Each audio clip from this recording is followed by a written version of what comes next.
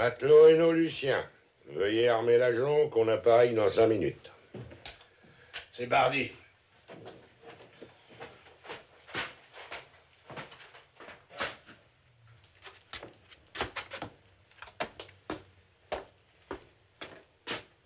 Ah.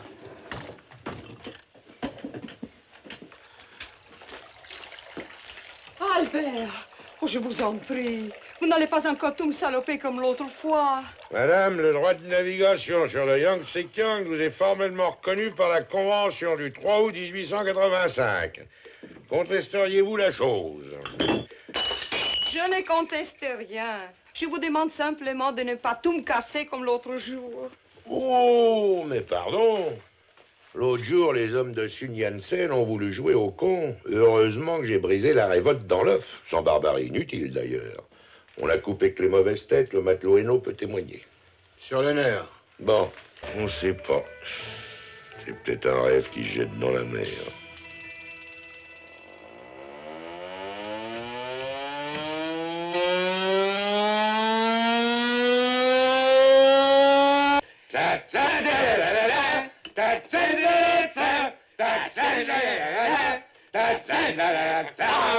Amiral Guépointe. Allez, le galop, le divin chauve. À la gloire des fusiliers marins d'Extrême-Orient. À Manolette, tu es à Linares par le taureau Islero. Et celui-là, je le bois à mon pote Gédéon, tombé dans le traquenard de Langson. À Roselito, le plus grand de tous.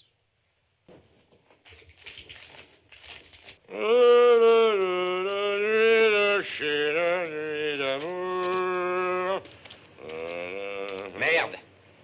Il fait nuit, dis donc. Bah c'est normal, c'est le changement de latitude. Allez en avant. Nuit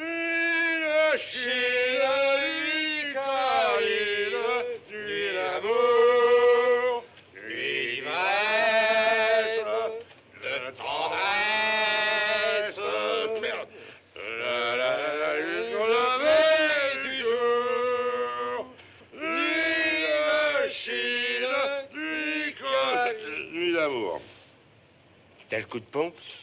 Non, mais c'est l'autre vache, là, l'indigène qui a dû me filer du poison. T'as peut-être plus l'habitude. Si tu veux, on peut rentrer. Oh, le gamin, dis donc, pas de faux fuyant. C'est pas parce que t'as estoqué 2 ou 3 voitures, mais moi, j'ai pas eu mon compte. D'abord, on va leur montrer ce qu'un jeune et un vieux peuvent faire. À qui ça? Aux affreux. Allez, viens.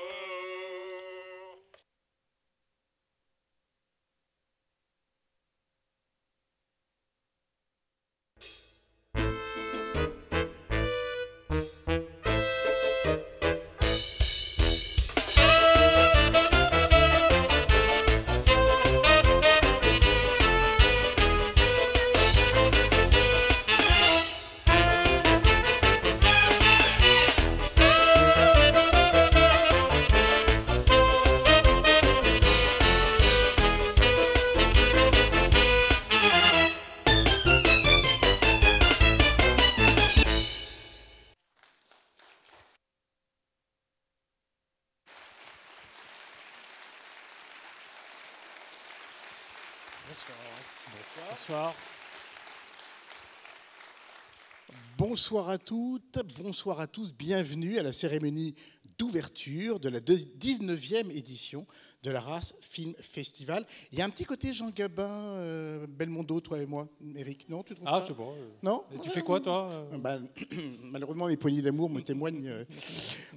Je fais jouer le rôle de Gabin, c'est pas grave. Bon, d'accord. Il y a 2 choses dont on ne se lasse absolument pas, c'est de venir chaque année à Arras et de constater que la première séance, celle qui donne le là, celle qui donne le diapason de l'édition, est complète à ras-bord. Donc merci à vous, à votre fidélité, à votre curiosité et à votre cinéphilie. J'aimerais que vous vous applaudissiez parce que vous le méritez. Nous allons également envoyer un salut aux spectateurs de la salle 2 qui est aussi complète que celle-ci. Et puis il y a également une 3e catégorie de spectateurs ce soir. Oui, puisque comme l'an dernier, nous sommes en direct sur Facebook et je sais que beaucoup de monde suit ce rendez-vous sur ceux qui ne sont pas encore là, en fait, ceux qui vont arriver. Voilà. Alors, cher Éric Mio, que j'ai tutoyé parce que c'est compliqué d'oublier que dans la vie nous sommes amis, je vais vous voyer comme vous le méritez en tant que délégué général. Chaque année, on commence l'édition en se rappelant la précédente et en s'auto-congratulant parce que généralement, c'est un succès, c'est un triomphe. Et la 18e, celle de 2017, n'avait pas dérogé à la règle.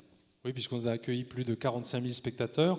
En même temps, ce qui est toujours un plaisir, puisque on s'aperçoit que le festival a une capacité énorme à toucher tous les publics, et c'est notre volonté d'ailleurs de toucher tous ces publics à travers des films qui puissent intéresser la famille, des cinéphiles plus pointus, voilà, les gens qui aiment des cinémas plus populaires, découvrir aussi, puisqu'il y a beaucoup de gens qui aiment découvrir, et beaucoup de spectateurs qui se lancent dans le festival pour voir des films qu'ils n'ont pas l'habitude de voir habituellement. Alors, le Arras Film Festival, c'est la contradiction de toutes les idées reçues sur les salles de cinéma. Il paraît qu'elles se vident, il paraît que le spectateur moyen vieillit. Ça n'est pas le cas à Arras. Non, l'âge moyen du festivalier était 44 ans, donc c'est un bon âge. Et puis surtout, on a beaucoup de jeunes, à peu près 25% des spectateurs ont moins de 25 ans. Donc c'est quand même signe qu'il y a un public encore qui peut venir dans la salle et découvrir des films. Bon, bien sûr, certains viennent avec leurs enseignants, d'autres viennent avec leur famille, mais c'est important de montrer le chemin aux plus jeunes. Il y a une relève, et c'est important. C'est également un festival qui attire de plus en plus les professionnels. Combien d'accrédités cette année? Alors cette année, je n'ai pas encore vu le chiffre, mais on accueille toujours à peu près, je pense qu'on sera un petit peu supérieur cette année, 500 accrédités, que ce soit des professionnels, des journalistes. Ils viennent pour des rendez-vous précis. Certains viennent pour découvrir des films, ou d'autres pour faire des affaires, mais en tout cas, ils sont nombreux à venir au festival.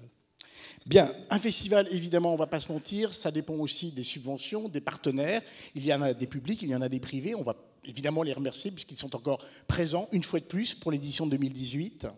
Oui, je sais qu'il y en a beaucoup dans la salle, mais c'est important d'être bien accompagné. On a passé des moments parfois difficiles. C'est compliqué de monter un événement comme celui-ci. Et donc, je voulais remercier l'État, le Centre national de la cinématographie, la région Hauts-de-France, le département du Pas-de-Calais, bien sûr la ville d'Arras et la communauté urbaine d'Arras, les partenaires privés aussi, parce qu'ils apportent ce plus qui nous est nécessaire et qui nous permet de développer, de continuer à développer ce rendez-vous.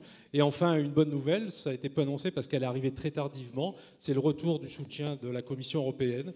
On m'a dit que c'était jamais arrivé. Ben, c'est arrivé pour Arras. C'est la preuve que notre projet était bon et que ces 2 ans de sécheresse, finalement, étaient une erreur. Et ils l'ont reconnu eux-mêmes puisqu'ils reviennent à nous soutenir et sur la base du même projet qu'on leur avait présenté les années précédentes. Et c'est complètement mérité. Allez, 2018, rapidement en chiffres. Merci. Oui, je crois vraiment parce que ça permet d'accueillir encore mieux les films, les réalisatrices, les réalisateurs. C'est important de vous accueillir également. Alors, dites-nous, histoire de nous mettre un peu l'eau à la bouche, combien de films cette année, combien de projections, combien de lieux, bref, déjà en quelques chiffres, l'édition qui s'annonce. Eh bien, cette année, il y aura 125 longs métrages, donc on est à peu près dans les chiffres habituels, un petit peu au-dessus. 125 longs métrages qu'on pourra voir dans le cadre de 300 projections. On ne sait pas le nombre exact puisqu'on en rajoute. Là, ces derniers jours, on en a rajouté quelques-unes puisqu'il y avait des salles complètes et dès qu'on a pu, on a essayé de compenser. On ne le pourra pas pour tous les films. Pas question de doubler le festival.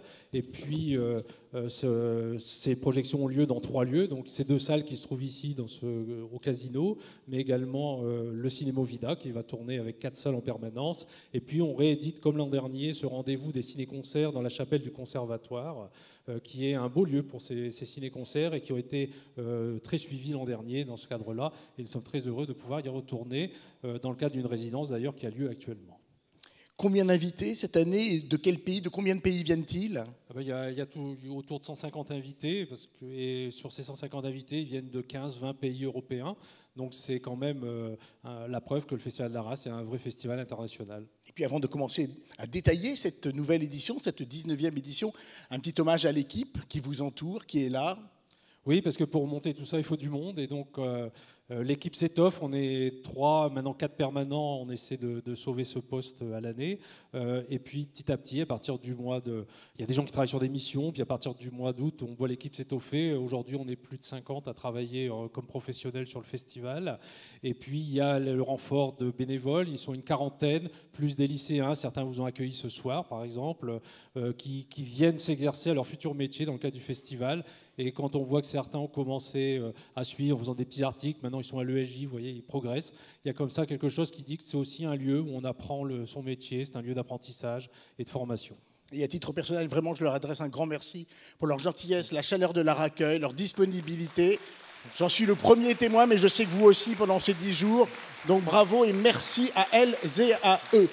Alors, on l'a dit, 125 films, on va détailler le nombre. Il y a beaucoup d'avant-premières, 55 me semble-t-il de mémoire. 55, 23, ça fait à peu près 80 inédits avant-premières, ce qui est beaucoup pour un festival. Alors, en guise d'amuse-bouche, 3 événements que vous avez choisis parce qu'ils sont, la plupart, des avant-premières mondiales, nationales, européennes. Donc ça signifie que non seulement Arras s'est effectivement complètement installé dans la région nord en tant que festival, mais aussi avec un rayonnement international, puisque vous allez au cours de ces 10 jours proposer des avant-premières de films qui n'ont pratiquement pas été vus, en tout cas presque nulle part ailleurs. On commence par une première mondiale. Oui, la première mondiale, c'est demain soir. C'est un film très attendu, puisque c'est l'Empereur de Paris. Donc qui sera projeté dans cette même salle et dans celle du dessous d'ailleurs, puisqu'il y a beaucoup de monde qui veut voir le film. Alors ça, c'est un projet assez extraordinaire qu'on a mené depuis l'an dernier avec la ville d'Arras, qui était porteuse de ce projet, qui avait envie de remettre à l'occasion de la sortie de ce film un enfant d'Arras en avant. Et cet enfant d'Arras, c'est Vidocq, le personnage de Vidocq, que vous connaissez tous. En tout cas, grâce au film, vous en découvrez un aspect, mais c'est un personnage riche, vous savez. Le film ne raconte pas tout, même s'il en donne beaucoup de son aspect. Et donc, c'est un projet qu'on a mené ensemble. Il y a une conjoncture aussi qui s'est révélée bonne, puisque le film sort le 19 décembre, qu'il est finalement prêt pour demain soir. C'était tout juste, parce que c'est une très grosse production et que c'est un film très, très important.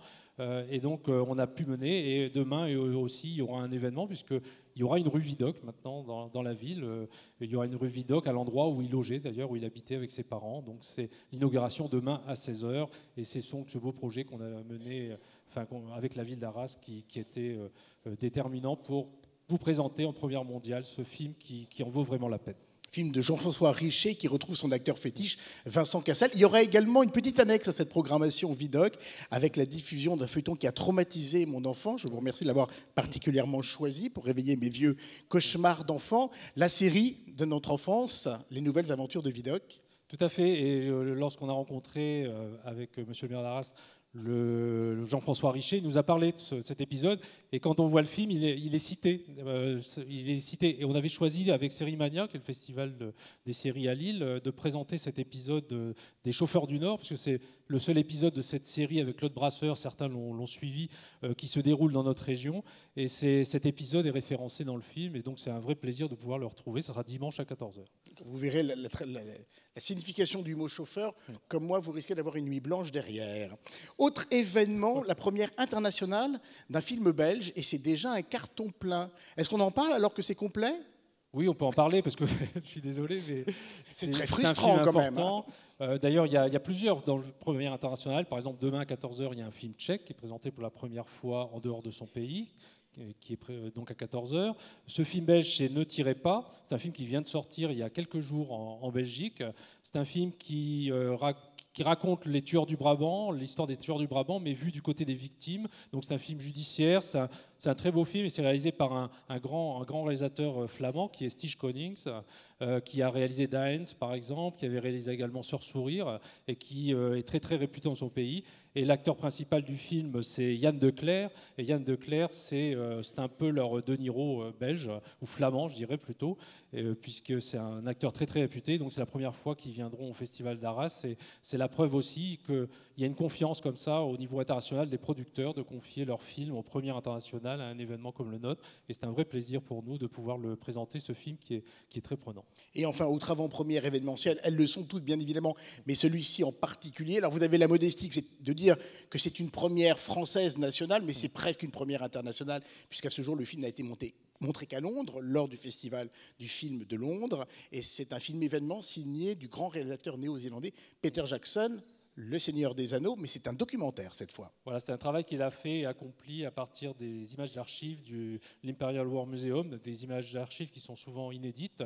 Et il a essayé de leur redonner, de faire vivre en fait aux spectateurs ce qu'ont vécu les soldats néo-zélandais à l'époque, en le modernisant, c'est-à-dire en lui donnant la couleur, en lui donnant la parole aussi. C'est un film assez original, mais qui mérite aussi d'être découvert. Et enfin, c'est un vrai, aussi là où on a un vrai beau projet qui a été mené avec la ville d'Arras et puis l'Office du tourisme d'Arras, puisque ce film, c'est un peu le cadeau de Peter Jackson pour financer la Grande Veillée qui se déroulera samedi prochain et qui est un événement très très important pour à la fois le territoire et pour les commémorations sur la Première Guerre mondiale. Et donc ça explique aussi que le film est en dehors du programme du festival et que donc les recettes seront destinées à financer à participer au financement de cette Grande Veillée. Très belle et très noble cause. Ce sera le 9 novembre à 18h30 très exactement. Je vous invite à en découvrir quelques images ainsi que la bande-annonce de l'Empereur de Paris. Et on vous retrouve immédiatement après pour commencer à détailler, mais vraiment à survoler, hélas, l'amplitude, la complétude et la richesse de cette nouvelle édition. À tout de suite. Tout de suite.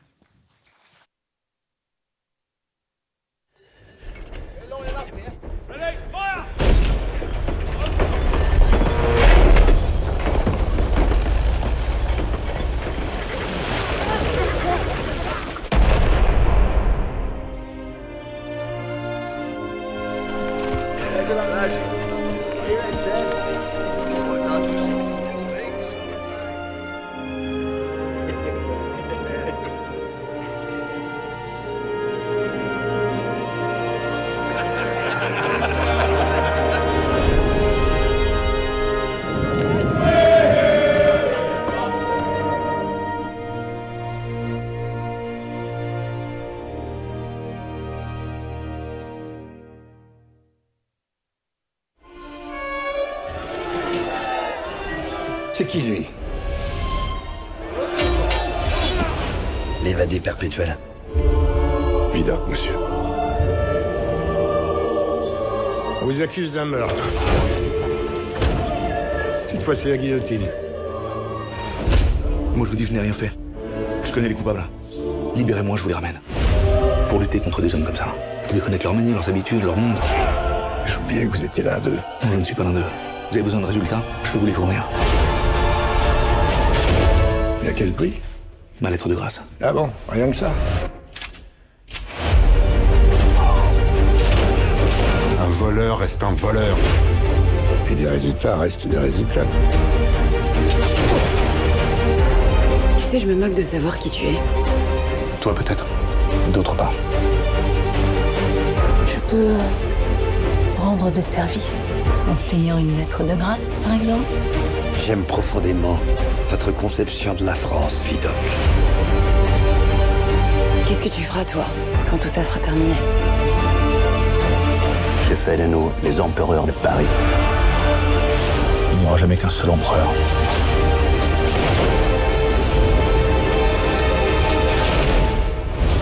Servir votre pays ou bien rester dans l'ombre et la médiocrité. Il va vous falloir choisir, Vidocq. Voilà 2 avant-premières mondiales, je tiens quand même à le préciser, ce qui n'est pas rien, cher Eric. Alors, le festival d'Arras, c'est, on va évidemment le détailler, chaque année des invités d'honneur, des gens qui viennent présenter leur travail, ce sont ou des réalisateurs ou des critiques cette année, et on commence avec une cinéaste pour laquelle j'ai énormément de tendresse et d'admiration. Elle est trop rare, 4 films en 25 ans, mais ces films ont marqué vraiment et l'histoire, elle a une personnalité très forte, elle fait des films très différents à chaque fois, mais qui sont traversés par des thèmes très récurrents. Je veux parler de l'immense Pascal Ferrand. Pascal Ferrand, et c'est la 2e année qu'on consacre notre leçon de cinéma, notre grande leçon de cinéma à l'Université d'Artois, à une réalisatrice quand même. Il faut le noter, parce qu'ici on aime les réalisatrices. C'est quelqu'un qui, en plus, on a beaucoup de chance parce qu'elle est actuellement dans le feu de l'actualité, puisqu'elle vient de finir le tournage et la série vient d'être lancée sur Canal+. C'est la saison 4 du Bureau des légendes, puisqu'elle en est la réalisatrice. Et donc, c'est quelqu'un qui a un parcours très particulier, qui a fait des très beaux films. Le dernier, c'est Bird People. D'ailleurs, elle le présentera le 9 novembre à 19h. C'est le film qu'elle a choisi de vous présenter. Et c'est donc un grand plaisir pour nous d'accueillir cette grande dame du cinéma. Oui, César du meilleur film avec Lady Chatterley, Caméra d'or en 1994 avec Petits arrangements avec les morts. Elle a toujours été saluée. Il y aura une leçon de cinéma le 9 novembre à 14h30 à l'université. Et allez l'écouter parce que c'est quelqu'un qui a un sens du partage et de la communication.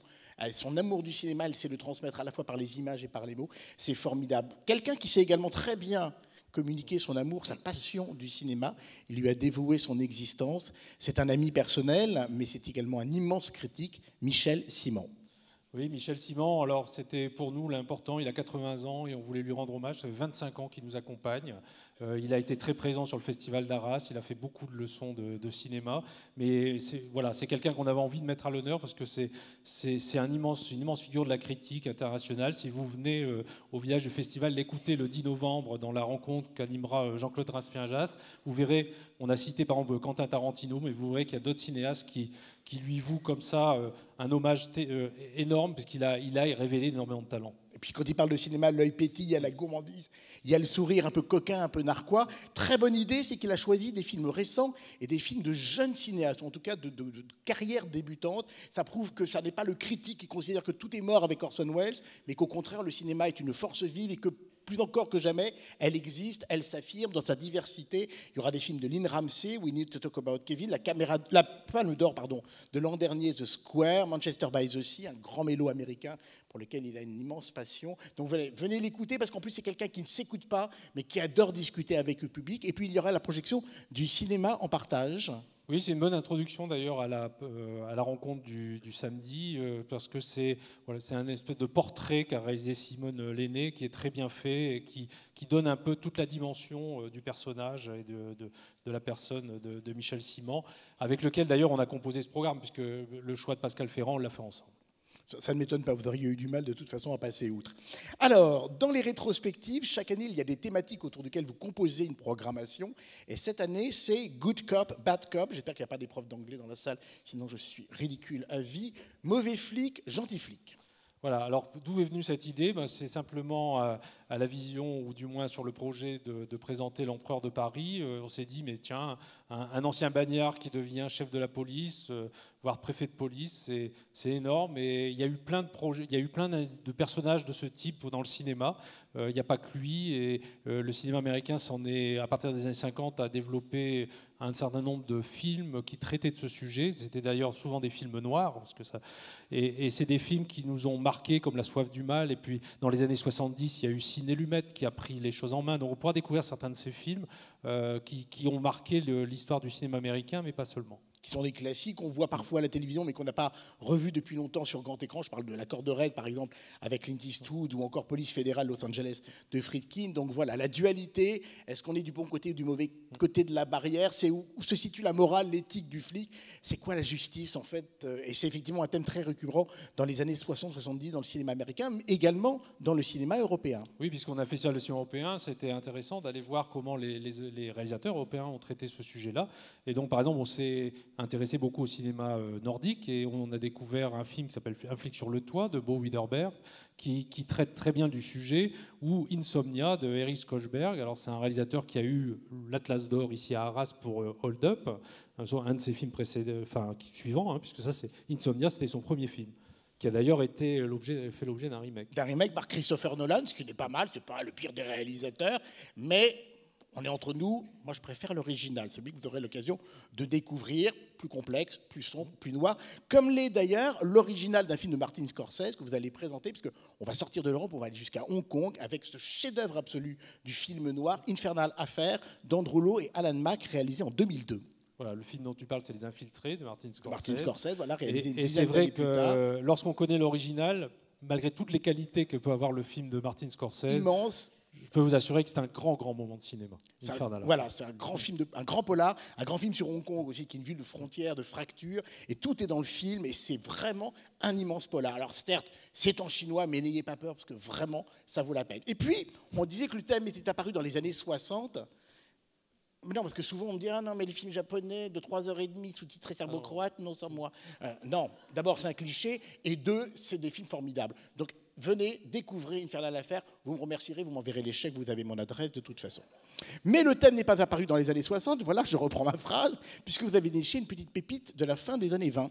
Oui, parce que en fait, les films noirs ont été, quelque part, ont été amenés aux États-Unis. Enfin, ce courant s'est développé grâce aux réalisateurs allemands. Donc on s'est dit, avant les années 50, il doit y avoir quelque chose quand même. Et c'est de côté du cinéma allemand qu'on l'a trouvé, avec un très beau film qui s'appelle Asphalt, de Joe May.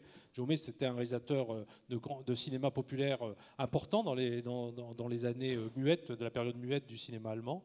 Et Asphalt, c'est un immense film, et c'est le film qu'on avait envie de proposer en ciné-concert, et sur lequel travaillent les élèves du conservatoire d'Arras, avec Jacques Cambra, qui est notre artiste associé, et donc qui travaille sur ce film pour l'accompagner et le présenter. Donc, il y aura deux projections, donc le 6 novembre et le 7 novembre à 18h30, donc dans la chapelle dont on parlait tout à l'heure. On va regarder quelques images des films présentés dans cette rétrospective Good Cop, Bad Cop, s'apercevoir qu'on a parlé des réalisateurs, mais qu'en termes de casting et de distribution, il y a de la star et il y a du lourd. Je vous laisse découvrir tout cela.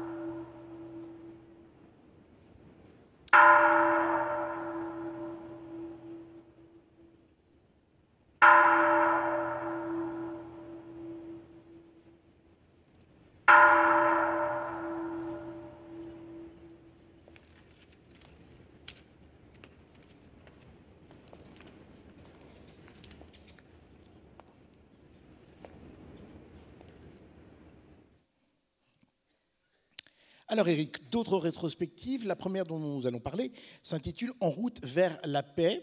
C'est un joli programme, mais pour l'instant, ça n'a pas l'air d'être terriblement d'actualité. Non. La paix dans le monde. Pas vraiment, non. D'où l'intérêt de montrer que... je ne sais pas si les films pacifistes des années 30 ont servi à grand-chose. Je pense à La tragédie de la mine de Pabst, qu'on va présenter en 1931, qui est vraiment un film formidable. Merveilleux. On avait eu l'envie de le présenter parce que ça raconte la catastrophe de Courrières, où effectivement, il y a des mineurs allemands qui sont venus au secours des mineurs français, sauf que dans le film tel que Pabst l'a fait, il avait besoin d'être près de la frontière, donc il ne l'a pas situé dans notre région. Mais c'est un film absolument merveilleux. Tout comme le fameux Voyage sur Mars, Trip to Mars, qu'on présente, qui est un film de 1918, que vraiment là, je ne connaissais pas. On a cherché un petit peu quel film pouvait traiter de ce sujet. Et c'est un film de science-fiction. Imaginez, c'est un film danois de science-fiction, le premier space opéra de long métrage. 1918, voilà, de long métrage. Et c'est un film qui vous emmène, qui raconte un voyage interstellaire. Et sans arrêt, il y a des références à la violence sur Terre. Enfin, on comprend, il était tourné en 1918 et on voit de quoi il parle. Et il y a un martien, ou une martienne plutôt, qui revient sur Terre, enfin qui repart sur Terre pour apporter et délivrer un message de paix. Mais il est nécessaire que les artistes militent pour la pacification des esprits et des nations. Il y aura également des films pour les enfants, Les Étoiles filantes et le magnifique Apollinaire, 13 films poèmes, 13 films d'animation à partir de poèmes. En fait. Oui, mais c'est très bien. le débat est lancé. Une autre rétrospective, plus proche de nous, en tout cas en termes de temps, nous sommes au début des années 90, c'est les conflits dans les Balkans, et vous avez souhaité, à travers une programmation de films, revenir sur ce qui a été effectivement le grand drame de l'Europe de l'Est à cette époque-là. Voilà, et on oublie cette guerre qui était juste à nos portes et qui est d'une complexité inimaginable. Il suffit de regarder les films qu'on a proposés. C'est pas du tout ce qu'on a imaginé. Et on a essayé d'avoir les différents points de vue, comme toujours. C'est-à-dire qu'on aura des films serbes. Puisqu'à l'époque, on ne savait pas du tout sur le plan géopolitique où il se situait. Ah ben non, c'était compliqué. Et ça reste quand même une encore aujourd'hui très compliquée, mais qui est finalement une sécession ou un éclatement.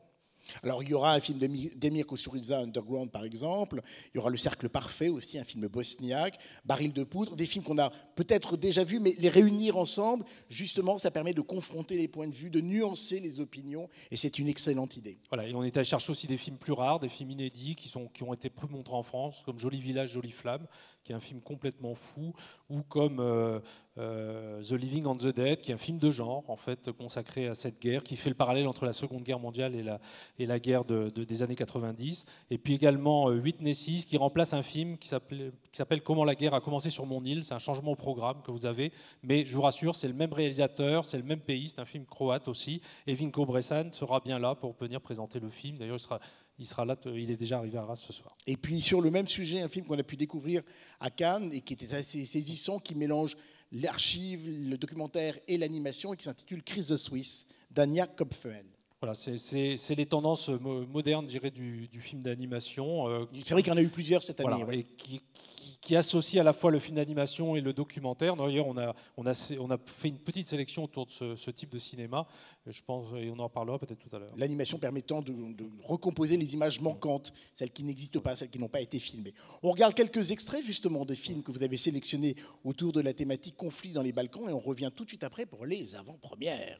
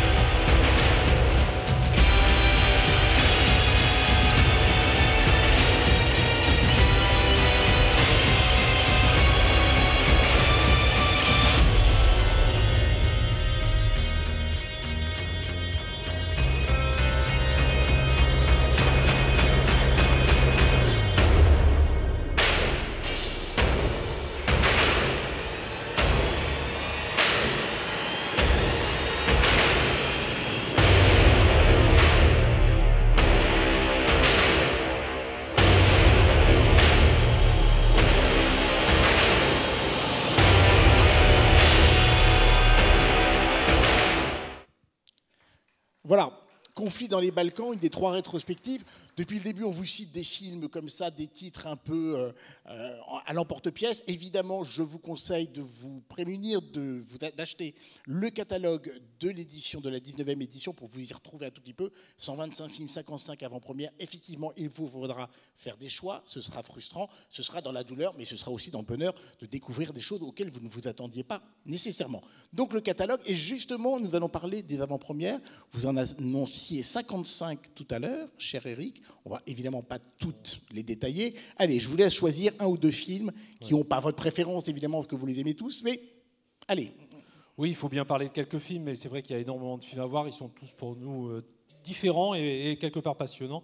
Un amour impossible demain après-midi de Catherine Corsini, qui d'ailleurs on aura le grand plaisir d'accueillir non seulement Catherine Corsini mais également Virginie Efira, qui nous a confirmé sa présence. Oh la chance. Voilà. Et donc je peux vous dire combien elle est extraordinaire dans le film. Mais elle est toujours extraordinaire, c'est pas la peine de le dire. Virginie Efira est extraordinaire, c'est fait, c'est dit, c'est l'action de la soirée. Et je vous le dis, c'est d'après le roman de Christine Angot, et même si vous n'aimez pas Christine Angot, vous aimerez certainement le film. C'est assez vrai. Voilà. Moi, je voulais parler aussi de Pupille, par exemple. Ah. C'est le film improbable. C'est-à-dire, quand vous lisez, c'est un film qui vous parle de l'adoption. Qu'est-ce que c'est? Vous croyez que ça va être un documentaire, mais pas du tout. C'est un vrai film de fiction avec des vrais personnages. Vous avez trouvé d'ailleurs un Gilles Lelouch assez inattendu dans le film. Et une Sandrine Kiberlin sublime, Voilà. comme en son habitude. Chacun son- Non, c'est vraiment un grand film. Pareil, il y a une façon de raconter, de morceler le récit qui est extrêmement pertinent. Vous avez choisi des femmes, je vais choisir des hommes. 2 fils, Félix Moati, le premier film de cet acteur qu'on a reçu régulièrement sur cette scène. Il revient en tant que réalisateur, ce sera dimanche, le 4, et je crois que c'est déjà complet. Mais bon, peut-être ouvrirez-vous une deuxième salle. Et puis moi, un film pour lequel j'ai un vrai coup de cœur, c'est un autre premier film. Il s'intitule Une intime conviction, Antoine Rimbaud. C'est la reconstitution, mais bien plus que ça, d'un fait divers, d'un prétoire. C'est un film de procès avec un Dupond-Moretti, le vrai Dupond-Moretti, mais interprété évidemment par Olivier Gourmet, Marina Foïs, qui est une jurée qui essaie de rectifier le sens un peu bousculé de la justice. C'est absolument formidable. C'est le grand retour du film, du polar de prétoire, des personnages d'une complexité, d'une noirceur, d'une profondeur absolument extraordinaire. Laurent Lucas en accusé silencieux. Grand film, Une intime conviction, Antoine Rimbaud. Ce sera le 6 novembre. Et puis, il y a des films en costume, parce que là, on a parlé des films contemporains, mais même les films en costume parlent des thématiques contemporaines, des thématiques d'aujourd'hui. Et vous voulez nous attirer notre attention sur... Oui, par exemple, Colette, dont ça sera la première française du film, quand même un film important avec Keira Knightley dans le rôle principal, et qui parle... Et Dominique West dans celui de Willy. Oui, tout à fait. Et qui est vraiment un très beau film, ainsi que moi, mon petit chouchou, c'est La Favorite de Yorgos Lanthimos. Donc, vous connaissez les films, c'est quelqu'un d'assez particulier. Il avait réalisé The Lobster, par exemple, qui est un film assez étonnant. Et La mort du cerf sacré. Voilà. Là, je dirais que c'est un film plus accessible pour le public, mais qui raconte l'histoire d'une reine d'Angleterre qu'on ne connaît pas. C'est la dernière des Stuarts. En France, on connaît pas. C'est l'époque de Louis XIV, en fait. Et donc, c'est l'affrontement entre ces deux favorites qui veulent obtenir quelque part le pouvoir. Et pendant que les hommes font la guerre, les femmes les envoient d'ailleurs faire la guerre, c'est les femmes qui tiennent le pouvoir en Angleterre à cette époque. Et vous conclurez cette 19e édition dans une dizaine de jours avec l'avant-première d'Edmond. Alors Edmond, c'est un film, c'est un film un peu fait, un film qui parle du spectacle. C'est la jeunesse de Cyrano de Bergerac. Donc nul doute qu'après vous aurez envie de relire le Cyrano de Bergerac. Mais c'est un vrai film plaisir et je trouve que idéal pour une soirée de clôture. Donc ça sera le dernier film, donc le 11 novembre à 19h. Et qui est inspiré d'un spectacle éponyme, Edmond, qui a triomphé sur les scènes et de Paris et de région. Il y aura également, comme toujours, chaque année à Arras, une sélection de films pour enfants. Et comme le veut depuis quelques années la tradition, c'est Disney qui ouvrira le bal avec une avant-première, puisque Disney maintenant essaye, c'est-à-dire teste son film de Noël. Tout à fait. Ça devient une tradition pour Disney de lancer son film à Arras. Donc après Coco l'an dernier, là cette année on lancera Casse-Noisette et les 4 Royaumes. Alors c'est un film un peu différent, c'est pas un pur film d'animation. Il y a des acteurs, Hélène Mirren, Keira Knightley. Enfin, c'est un film magique, mais féerique que je vous recommande. Ça sera le 11 novembre. Et puis après il y aura des films un peu pour tout le monde. Il y a Le Lion Blanc qui est Gilles de Maistre. Je vous conseille d'emmener vos enfants. Magnifique film de Lyon. Qui parle de la conservation des espèces et qui est vraiment qui sensibilise les plus jeunes à cela et qui est vraiment un très beau film. Et moi je vous recommande un premier film également, Pachamama, de Juan Antin, qui est un film d'animation absolument magnifique sur la culture précolombienne. Dit comme ça, on n'a pas envie d'y aller, mais je peux vous dire que c'est une merveille absolue d'inventivité, d'intelligence, de pétillance du récit et de beauté formelle. Les couleurs sont sublimes. Bref, risquez-y-vous avec les enfants, là aussi garanti. Et puis il y aura la première séance. Oui, on a des rendez-vous. Vous avez baissé de plus en plus. C'est comme ça que vous avez un âge moyen si bas du spectateur. Il faut les convier à 18 mois maintenant. C'est pour ça c'est pour faire baisser la moyenne. C'est pour faire baisser la moyenne, bien sûr. Donc ça, c'est la première séance, c'est vrai, c'est les enfants de 18 mois qui viennent. Troisième édition, hein. Oui, troisième édition et beaucoup de succès. Alors on est obligé de faire ça dans une petite salle, donc les places sont chères, mais c'est compliqué. C'est comme le ciné-goûter, c'est un moment important. Et là, cette année, on va présenter Wardy, qui est un magnifique film d'animation qui... Alors c'est pour les un peu plus grands, c'est pas pour les 18 mois, mais c'est pour les 8-9 ans, il faut déjà être lecteur. Mais en tout cas, c'est un film qui sensibilise les enfants, ou d'ailleurs les adultes, parce que ça peut être vu par les adultes, mais à toute l'histoire de la Palestine, du peuple palestinien, à travers un film qui... une petite fille dans un camp, c'est des marionnettes, c'est très beau et c'est très sensible. C'est un grand film à la fois poétique et politique indispensable. Ouais. Coup de projecteur sur 3 films tournés en région, puisque la région Nord est quand même une région qui accueille énormément de tournages, télé, on ne va pas citer la série Les petits meurtres d'Agatha Christie, mais effectivement entre autres, mais également des longs métrages de cinéma, et vous en avez mis en avant 3 cette année. Oui, alors il y a d'abord le lancement de la grande tournée des Invisibles demain dimanche plutôt à 19h30 de Louis-Julien Petit, qui est vraiment un habitué maintenant du festival, mais son film est fantastique, c'est vraiment une réussite. Corinne Basiero sera présente, il y aura une partie de l'équipe aussi. Pearl, qui est une petite pépite qui vous fait découvrir un monde ignoré, c'est celui du culturisme féminin. C'est très, très intéressant. C'est un film qui a été tourné en partie au Grand Stade à Lille et sur Dunkerque. Et enfin, La dernière folie de Claire Darling, qui est le film de Julie Bertuccelli avec Catherine Deneuve dans le rôle principal. Il y a plein de films de femmes, c'est formidable. Voilà. Et puis vous allez réhabiliter un tout petit peu cette tradition, hélas perdue, du court-métrage précédant le long-métrage. Oui, expliquez-nous cela. Voilà, on est tombé sur le charme d'une série qui s'appelle La séquence du filmeur, qui va être diffusée sur France 3 à partir de la semaine prochaine ou dans quelques jours en tout cas. Ça sera tous les dimanches à 19h25. Il y aura 40 épisodes. Et c'est des films amateurs qui sont revus et corrigés, remontés, et sont commentés avec enthousiasme par François Morel, donc vous connaissez certainement.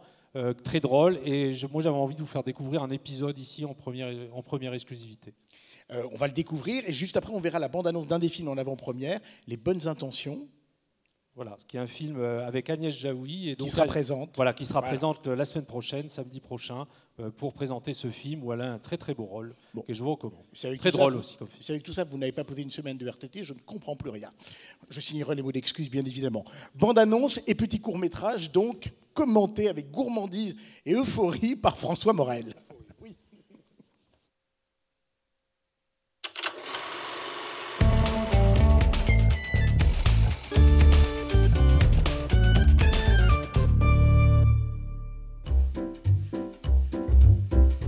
Dans les années 50, la télévision est très rare dans les foyers français. C'est beaucoup moins facile pour faire de la publicité ou pour placer des produits. Qu'à cela ne tienne, c'est l'âge d'or de la radio et de la bicyclette. Et les petites ondes et les grands rayons vont se donner la main pour promouvoir ces marques bien françaises qui font la fierté de notre industrie. Ce lundi 21 juillet 1958, c'est la 27e édition du Grand Prix de Fourmies qui voit s'affronter les meilleurs coureurs du monde.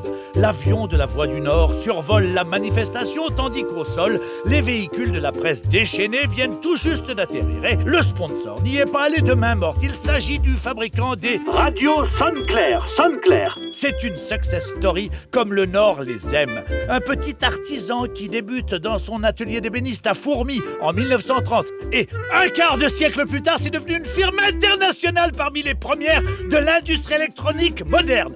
Moderne comme Sonclair, synonyme d'innovation, avec ici l'invention de la voiture balai devenue camionnette Sonclair, ou encore la création des Sonclair Boys, véritable armée de messagers qui, comme de modernes Hermès, apportent la TSF Sonclair jusqu'au fin fond des campagnes, voire des jungles où sans doute les singes écoutent-ils la radio.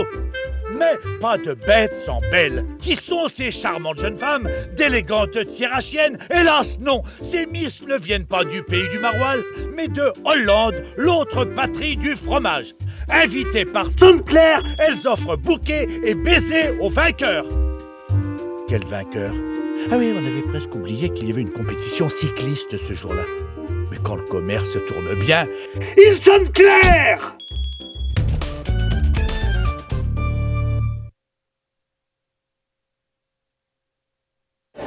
212,99 € s'il vous plaît. Je peux savoir ce qui revient au Bangladesh sur les 12,99 €? T'es sérieuse là? Mais ça va. Je peux pas travailler dans l'humanitaire d'un côté et exploiter des gosses de l'autre. Tu me saoules. Franchement, je sais même pas c'est où le plan de Daesh. Bonjour madame, je donne des cours de français et... Moi je vois notre femme de ménage, une petite malgache. Mais pourquoi petite elle est naine? Qu'est-ce qui vous aiderait, à part le français, à trouver du travail? Si tu veux que tu n'aies, fais-nous passer le permis. Mes élèves, ils ont besoin du permis. Vous êtes une bourgeoise, vous faites du social, puis moi je suis un pauvre, donc je fais du business. Vous avez l'air très fort en business. Le permis B, c'est une motivation pour apprendre le français. Pas par là! Je vais te défoncer ta famille de ta race, là! Mes élèves, ils jouent leur avenir. Ça fait des mois que je leur dis de se battre. Essayez de comprendre. Je t'inquiète plus pour eux que pour nous. Évidemment que je m'inquiète pas pour vous, vous manquez de rien. Je manque un peu d'une mère, quand même. Arrêtez les gauchos, là, de croire que tout le monde est pareil. Des fois, il y a des gens, ils sont trop cons pour rien y faire. J'ai l'impression que je suis en train de perdre le plus important. Et c'est quoi le plus important? Au début, t'étais très heureux quand on partait à l'autre bout du monde, donner des sacs de bouffe. Mais vous, Isabelle, qu'est-ce que vous préférez? La reconnaissance ou l'amour? C'est extraordinaire. Merci. Extraordinaire. Comme ça. Voilà un film de Gilles Legrand, une comédie critique mais jamais cynique sur nos bonnes intentions humanistes et la manière de les appliquer dans le concret. On va passer maintenant à une autre partie très importante et très récurrente de l'Arras Film Festival. Ce sont les sélections qui nous font déplacer un tout petit peu notre curseur vers l'Est de l'Europe, Vision de l'Est. Et cette année encore, vous êtes allés chercher dans tous les festivals possibles et imaginables des petites pépites, des films qui nous racontent un peu l'état de l'Est de l'Europe.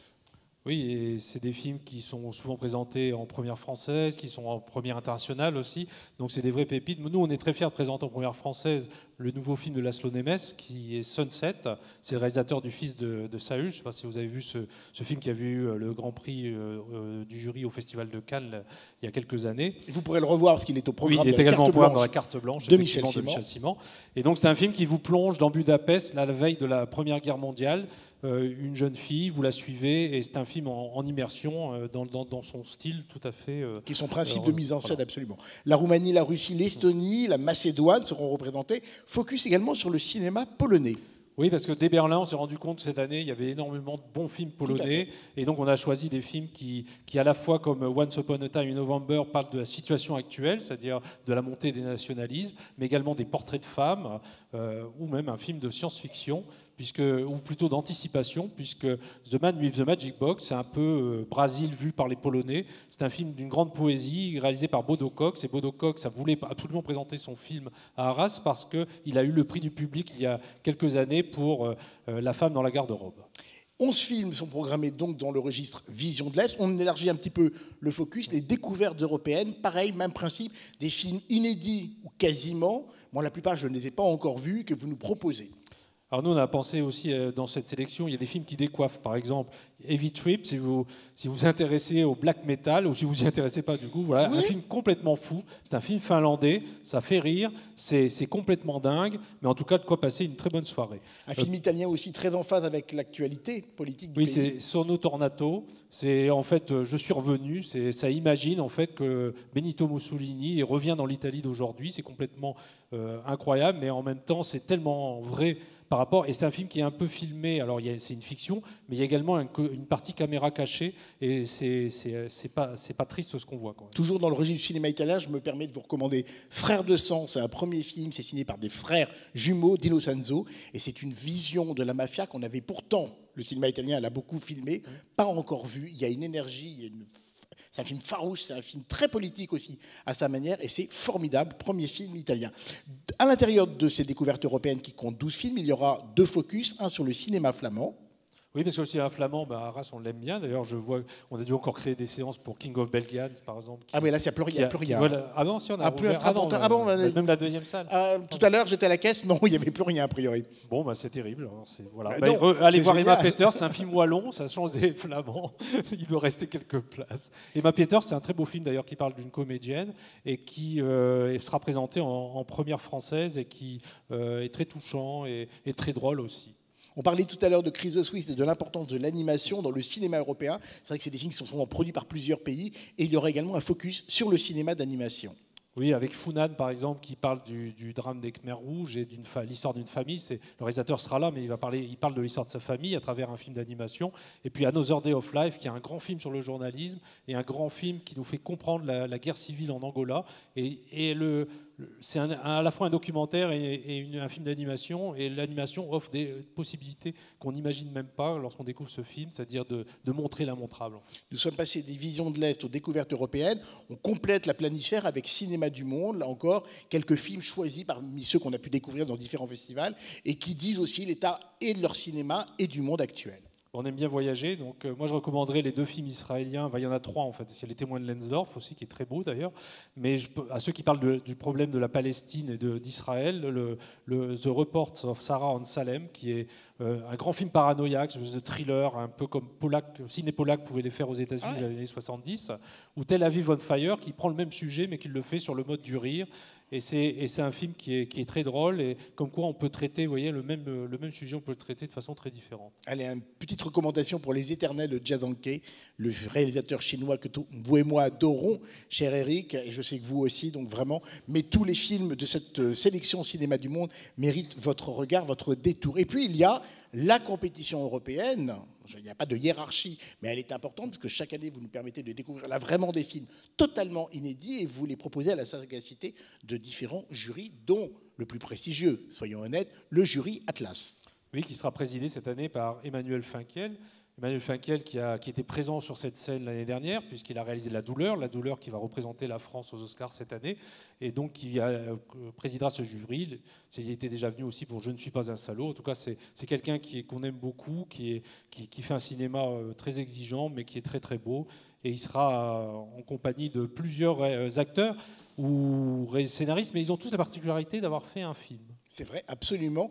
La première, c'est Marilyn Canto, pour laquelle j'ai une affection toute particulière. J'adore cette comédienne. C'est vrai qu'elle a tourné pour plein de gens. Salvadori, Cabrera, Chabrol, Guédiguian. Et elle avait réalisé, il y a 4-5 ans, un premier film qui s'appelait Le sens de l'humour. Et j'ai beaucoup de tendresse pour son cinéma et pour sa personnalité.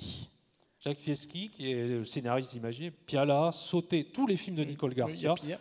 Olivier Assayas, Giannoli et j'en passe. En tout cas, c'est l'un des grands scénaristes du cinéma français. Et lui aussi, il a réalisé un film qui s'appelait La Californie. Grégoire Le Prince Ringuet, là aussi un acteur pour lequel j'ai beaucoup de tendresse. On l'a vu chez Téchiné, Tavernier, Christophe Honoré, Robert Guédiguian à nouveau, et qui avait réalisé un très beau premier film qui s'appelait La Forêt de Quinconce, dans lequel il dirigeait Marilyn Canto. Oui, tout ça a un sens. Ah ouais. C'est un peu familial tout ça. Et puis on aura...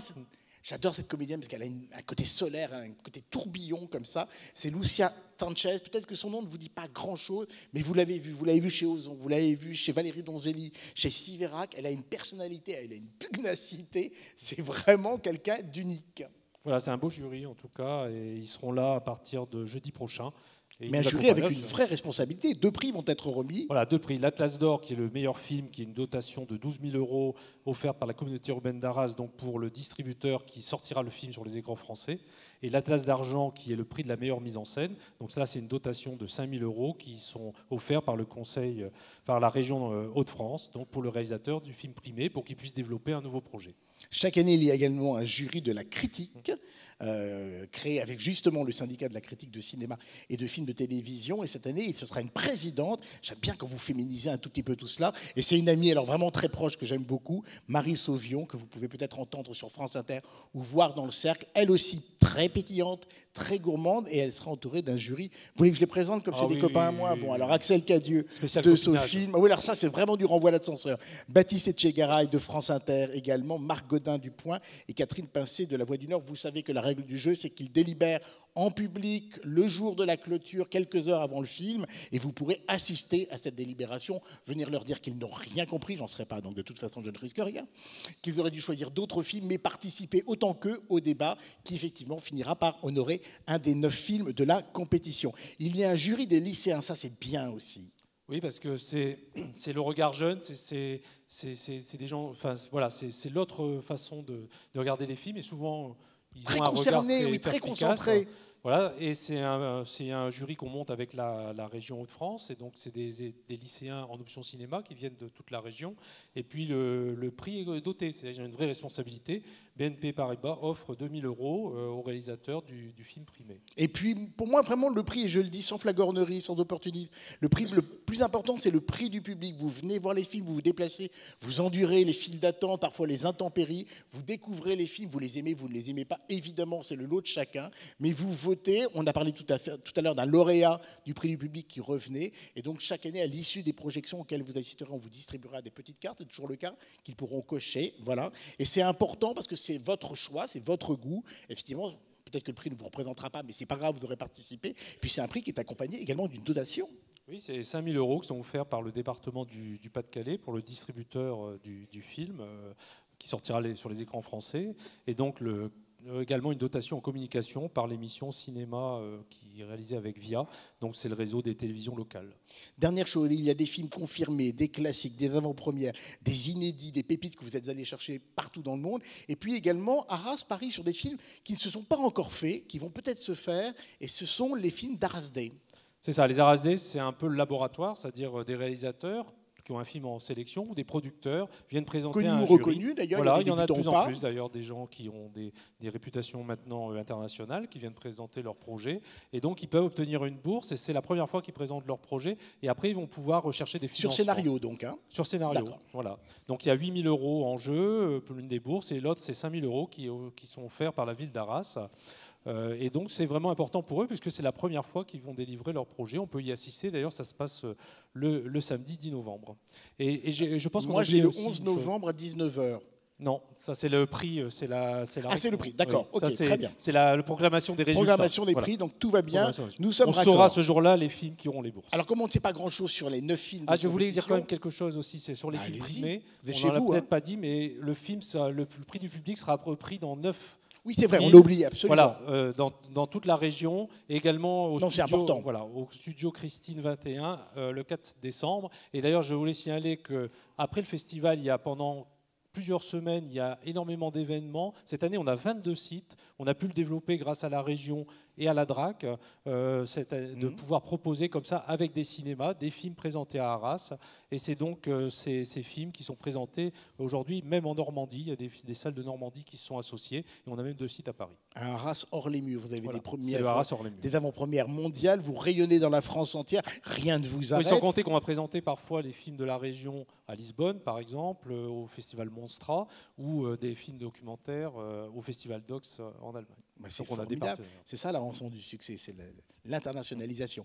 9 films dont on ne sait rien, ou presque, en tout cas. Moi, je suis autant néophyte que les spectateurs ou que mes petits camarades qui vont juger les films. On ne va pas en dire grand-chose, on va peut-être regarder quelques images, histoire de se mettre l'eau à la bouche. Voilà, ils viennent de Belgique, Finlande, Hongrie, Russie, Allemagne, Roumanie, Pologne, Estonie, République tchèque. Ils représentent peut-être le meilleur du cinéma européen de demain. Et moi, je crois qu'il vaut mieux découvrir ces quelques images. Et les découvrir en vous précisant quand même que les films, vous allez voir avec les bandes annonces qu'on a utilisées, sont sous-titrés en anglais. Mais nous, on fait le travail de traduction et de surtitrage en français.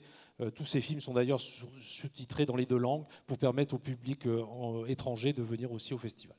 Quelques images et on se retrouve juste après avec le film, enfin, qui a eu la gentillesse de nous accompagner pour cette cérémonie d'ouverture, Lola et ses frères, le 4e film de Jean-Paul Rouve. On regarde quelques images de la compétition et on se retrouve avec l'équipe du film immédiatement après. Merci beaucoup.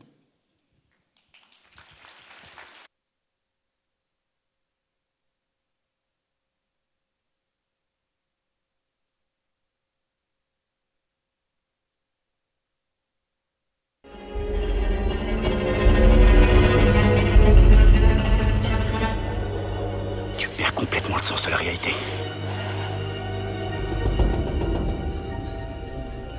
J'ai perdu pied.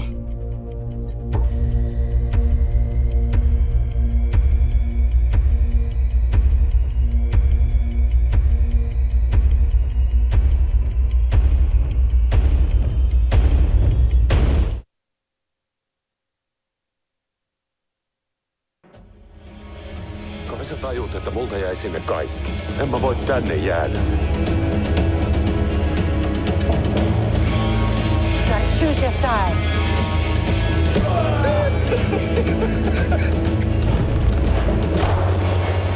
Kaikki tapetaan. Stalin is father to us all. He's not my father. Lopeta pakeneminen. Jos mä olisin vapaana, ei mun mihinkään tarvitsisi paeta.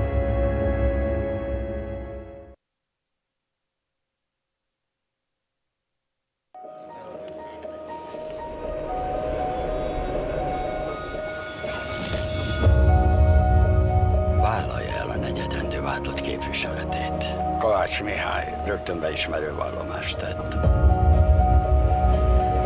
Hallottátok a tévébe? Az egész családot kiirtották. Talán 10-11 hetes terhes lehetsz.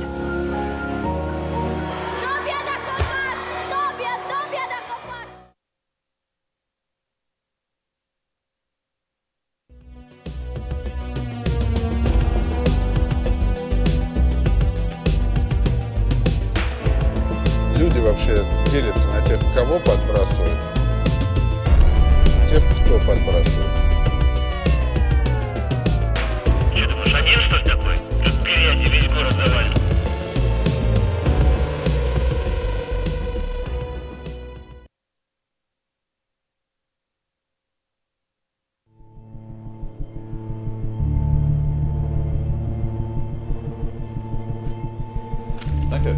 für Habibi. Ja, ciao, viel Spaß noch, ja? Was ist denn los? Was würdest du sagen, wenn diese Typen geschnappt würden? Ich will mit dem Ganzen nichts mehr zu tun haben. Ich habe ihn getroffen. Und dann bin ich ihm nachgegangen. Versprich mir, dass du diesen Typen in Ruhe lassen wirst. Wir haben schon mal geschafft, den zu vergessen. Wir kriegen das auch ein zweites Mal hin.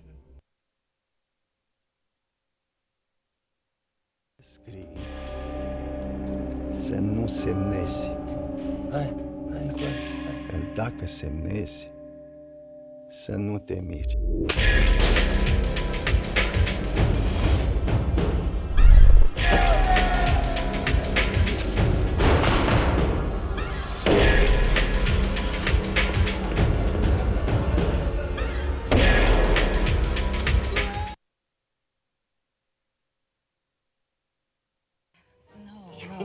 You like fast. Dlaczego ty, kurwa, nigdy nie słuchasz, co do ciebie mówię? Jak ciebie nie słucham? Słucham ciebie przecież cały czas. Kurwa!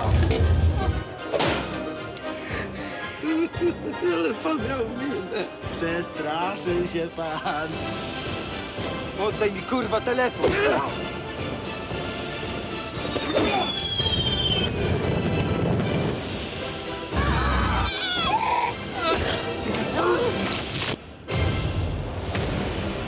Nieważne. W każdym razie dużo pojebanych rzeczy dzieje się na końcu. Jak zwykle.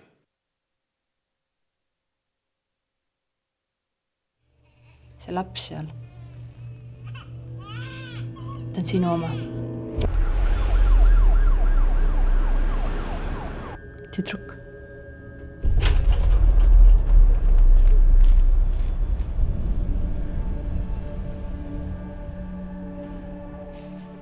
Me peame proovima, saad aru?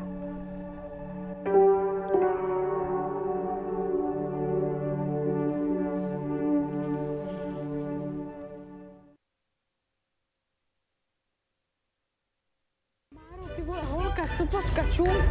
Suprová, vole, suprová. Jsem Mára, dáme to heduš. A tohle. To je šakal. Ženská, není nějaký automat na kolu, vole. Hodíš 2 pětky a vypadne ti čurina. Musíš na ní pomalu. Máro, ty vole, policajti normálně. Ty vole. Tak zahni někde. Drž hubu, vole, kde mám asi zahnout?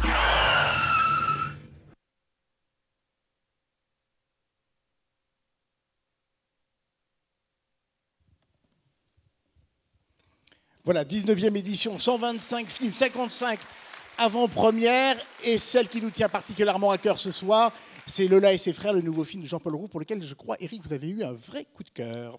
Oui, vous savez, le choix d'un film pour l'ouverture, c'est compliqué. C'est le film qui va donner le ton du festival.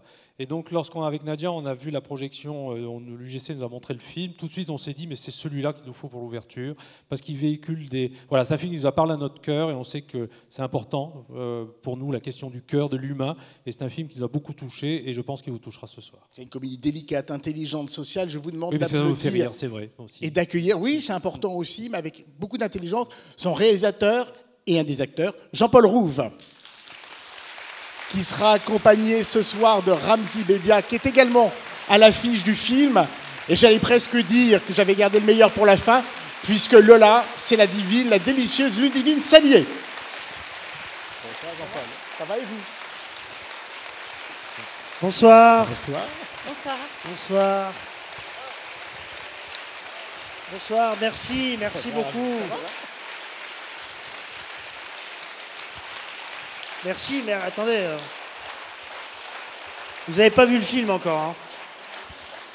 Merci d'être là. Quelle salle extraordinaire, c'est super. Et ça n'est que la première, parce qu'il faut qu'on descende, remercier également on a ceux qui sont dans la deuxième salle. J'ai pas le droit de dire en bas, parce qu'il paraît que... Non, l'autre salle. Non, mais c'est vrai que c'est très impressionnant, là. C'est très impressionnant, hein. Merci beaucoup d'être là, ça nous touche énormément. Très heureux, j'avais la chance de venir ici, de venir pour les souvenirs il y a 4 ans. J'en garde c'était la première date qu'on faisait. On avait commencé par Arras. C'était un souvenir sublime. On est vraiment ravis, très très heureux, très émus, très impatients de vous présenter le film. On reviendra à la fin, puis on pourra discuter un peu si vous le souhaitez avec plaisir. Il semble que j'ai oublié de présenter quelqu'un. Le producteur, c'est le producteur du film. Tu as raison, c'est comme ça qu'il faut commencer. Tout de suite en haut de l'échelle. Voilà, c'est ça. Bon, il a déjà fait pas mal de trucs, aux États-Unis notamment, et là, c'est son premier film en France. Voilà. Ouais. On ne va rien défleurer, on se retrouve bien évidemment à l'issue de la projection pour parler de ce film. C'est votre 4e. Exactement. Juste dire qu'il a été co-scénarisé par David Fuenquinos, oui, bien sûr. Qui était là l'année dernière à votre place. Ah oui, pour Jalouse. Pour Jalouse. Voilà, voilà David Fuenquinos, avec qui j'avais écrit Les Souvenirs, qui était l'adaptation d'un de ses romans. Là, c'est un scénario original qu'on a coécrit tous les deux. Et dans le film, Ludivine Sagnier, Ramzy, Bédia. Il y a également José Garcia, qui malheureusement ne pouvait pas être là ce soir. On en parle après. Hein. Que dire d'autre? Vous voulez rajouter quelque chose? À tout à l'heure. Voilà. Merci à tous les quatre. Merci d'être là ce soir. On va dire bonjour aux spectateurs de l'autre salle. Merci encore de votre fidélité. On se retrouve dans 1h40 si mes souvenirs sont bons. Oui. À tout à l'heure. Et ce sera un immense plaisir. Bonne fin de soirée. Je pense que vous pouvez applaudir et accueillir Jean-Paul Rouve, Ludivine Sagnier et Ramzy. Ils ont vraiment droit à un vrai hommage de votre part. Bravo.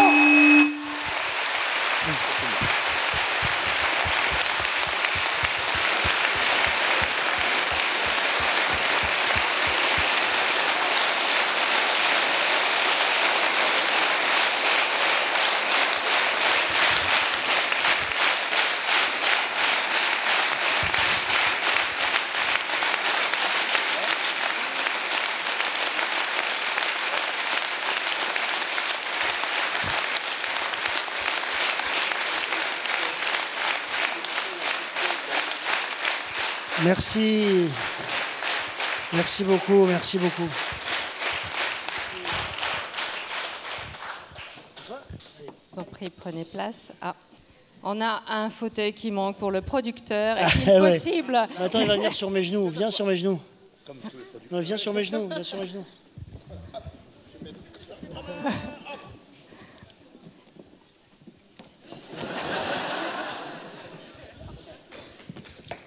Merci beaucoup.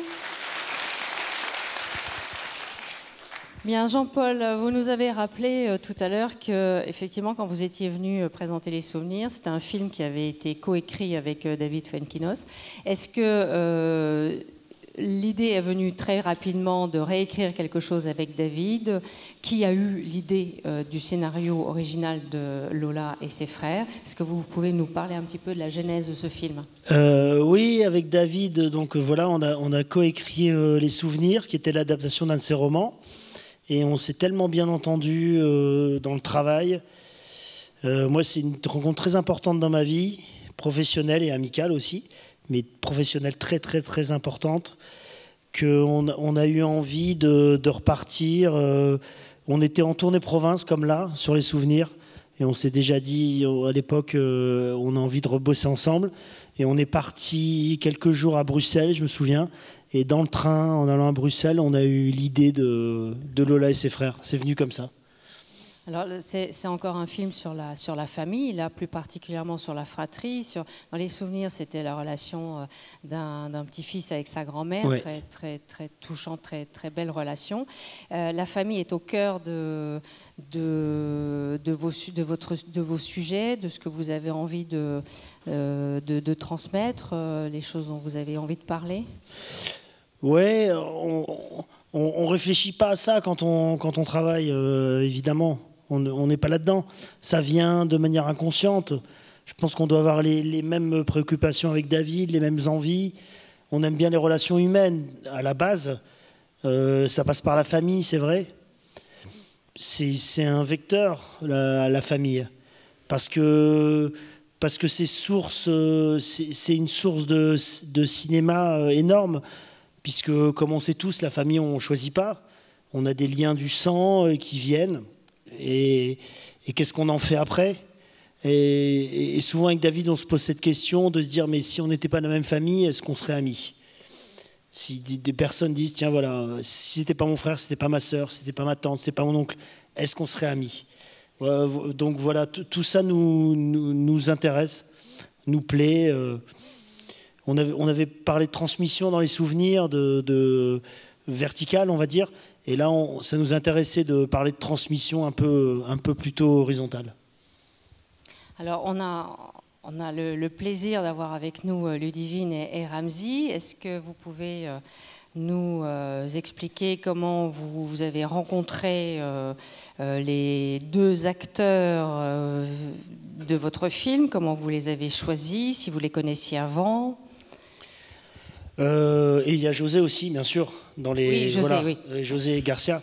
Quand on écrit, on pense pas aux acteurs. Enfin, en tout cas, moi, je pense pas aux acteurs du tout. Puis ça vient après. Là, il y a eu une petite exception en fin d'écriture. Et vous savez pas pourquoi. C'est comme des relations amoureuses. C'est pareil. C'est des relations humaines. C'est Ramzy qui est arrivé tout de suite. Voilà. Ramzy, je le connais depuis plus de 20 ans, parce que quand on faisait les Robins des Bois, on jouait au théâtre, et Ramzy jouait avec Eric juste après nous, à 22h, nous jouait à 20h. Voilà, donc je le connais depuis très longtemps. Après, on se perd de vue, la vie. Et puis moi, je le vois dans des films, dans ce qu'il fait et que j'adore, et où il me fait hurler de rire, évidemment. Et puis je commence à le voir dans d'autres films, à faire des choses différentes. Et qui me plaisent bien. Et je me dis, bah putain, c'est un bon acteur, quoi. Voilà, c'est un putain de bon acteur. Non, mais c'est la base, hein, je sais pas comment vous dire, voilà. Et donc, Ramzy arrive. Enfin, mon idée de Ramzy, je ne propose pas encore à ce moment-là. Puis après, il faut construire la fratrie. Et c'est José qui arrive le premier, José Garcia. Pareil, un acteur on se connaît pas bien dans la vie non plus, on se croise, c'est pas un copain. Mais voilà, j'aime cet acteur, c'est ça. Je vois des choses, je vois une fêlure, je vois quelque chose dans l'œil qui me plaît, comme chez Ramzy. Et puis après, il faut que je trouve la sœur. Et là, je réfléchis et je vois des comédiennes et tout. Et je rencontre Ludivine. Et je vois des comédiennes et elle le sait et tout. Et elle est super humble et tout. Et elle dit, bah ouais, on fait des essais, on se rencontre, on parle. Et il me fallait à la fois une comédienne qui m'amène que ce que vous avez vu dans le film, c'est-à-dire qu'elle est un peu, elle est étouffée par ses frères, donc cette fragilité, et en même temps, elle a cette force parce que c'est leur mère. Et ça, c'est deux sentiments contradictoires. Donc, il me fallait une comédienne qui dégage ça et qui ait un sens du rythme, le rythme de la comédie que José a naturellement, que Ramzy a naturellement, et Ludivine là aussi. Mais elle l'a moins montré dans son travail de comédienne. Moi, je voyais qu'elle l'avait. Donc voilà comment ça se fait, un peu un casting, enfin un casting, je sais pas, mais un choix de comédien. Et j'ai de la chance que tous ces acteurs, qui sont vraiment mes premiers choix, mes premières envies, m'aient dit oui. Ça, c'est génial. Alors, on va passer la parole au comédien. Tu as peut-être une question Voilà, vous venez d'entendre Jean-Paul au sujet du choix, donc pour vous, pour ces rôles. Est-ce que vous pouvez nous expliquer un petit peu comment vous avez appréhendé chacun de vous le rôle qu'il vous a proposé et comment vous avez travaillé donc ensemble? Alors, bon, moi j'étais très touchée là parce que tout ce que vient de dire Jean-Paul, parce que c'est vrai que moi je suis une comique contrariée, c'est-à-dire que à l'école de théâtre, je voulais toujours jouer des tragédiennes. Je voulais jouer Juliette, je voulais jouer dans les tragédies de Corneille, de Racine, et à chaque fois on me collait Molière, Marivaux. Et vraiment, j'en avais marre de jouer la comédie. Je voulais jouer du drame. Et pour moi, c'était ça, être acteur. C'était quand j'avais 16 ans. C'était jouer le drame. Et ensuite, j'ai eu la chance au cinéma qu'on me propose des rôles plutôt sombres et plutôt douloureux. Et ensuite, je me suis rendu compte à quel point la comédie me manquait et que j'avais peut-être quelque chose à faire là-dedans. Et j'ai eu la chance d'en faire quelques-unes, mais c'est vrai que j'ai toujours eu cette aspiration vers la comédie. Et quand Jean-Paul m'a donné cette chance-là, je l'ai évidemment saisie parce que je rêvais de travailler avec lui comme acteur, avec José et avec Ramzy. Moi, quand je suis arrivée sur le projet, les trois étaient déjà officiellement acté. Et du coup, j'ai passé des essais avec Jean-Paul, qui jouait le rôle de Zoher. Et en fait, quand on a fait les essais, on est parti un peu en improvisation à la fin de la scène. Et Jean-Paul était tellement fort. Il me disait, bon, bah, tu sors pas du personnage avant que je te dise couper.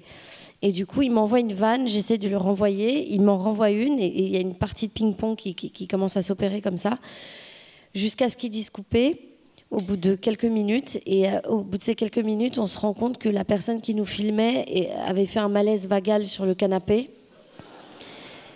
et était complètement comment dire, perdu. Et en fait, on s'en était rendu compte, ni lui ni moi, qu'il avait arrêté de filmer depuis quelques minutes, parce que j'étais happée, enfin moi j'étais happée par Jean-Paul et par son jeu et par sa petite connerie au coin de l'œil là.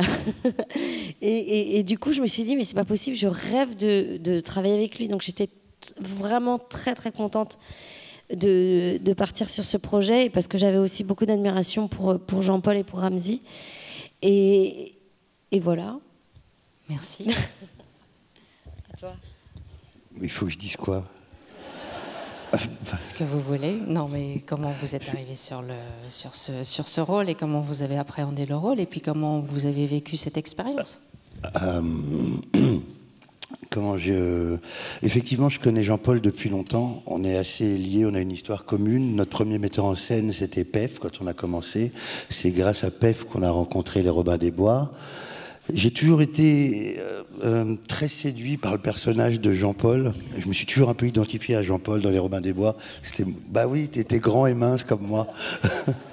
Et je m'identifiais à toi, et après, de l'extérieur, comme il a dit, la vie nous sépare, on se croise, et je vois ce que Jean-Paul devient. Je vois qu'il fait des jolis films, notamment Les Souvenirs. Et je suis très fier de lui. Je dis, je l'ai connu, on faisait les cons au Splendide avec des jupes et des fausses flèches. Et puis, je le retrouve maintenant en réalisateur confirmé. Et du fond de mon canapé, je me dis, s'il m'appelle un jour, j'irai, même sans lire.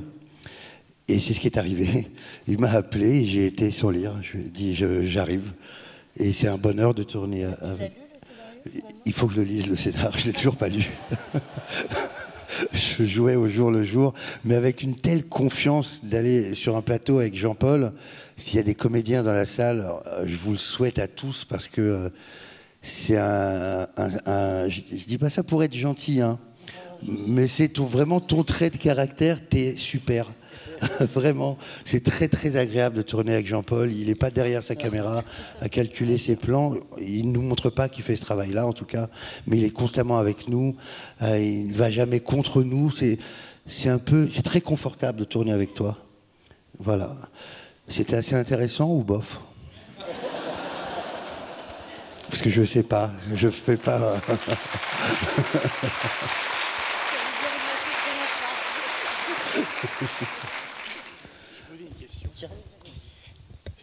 Ce que j'aime beaucoup dans le film, et c'est à l'image de la scène de la fin, c'est cette capacité de rupture que vous avez dans votre film, Jean-Paul, et qui vraiment caractérise tout le film. Ça vous permet de passer du registre de la comédie, de situation, de gag, à une vraie mélancolie, à quelque chose comme d'inattendu. Cette scène au ralenti avec la musique de Goldman qui démarre, cette réconciliation.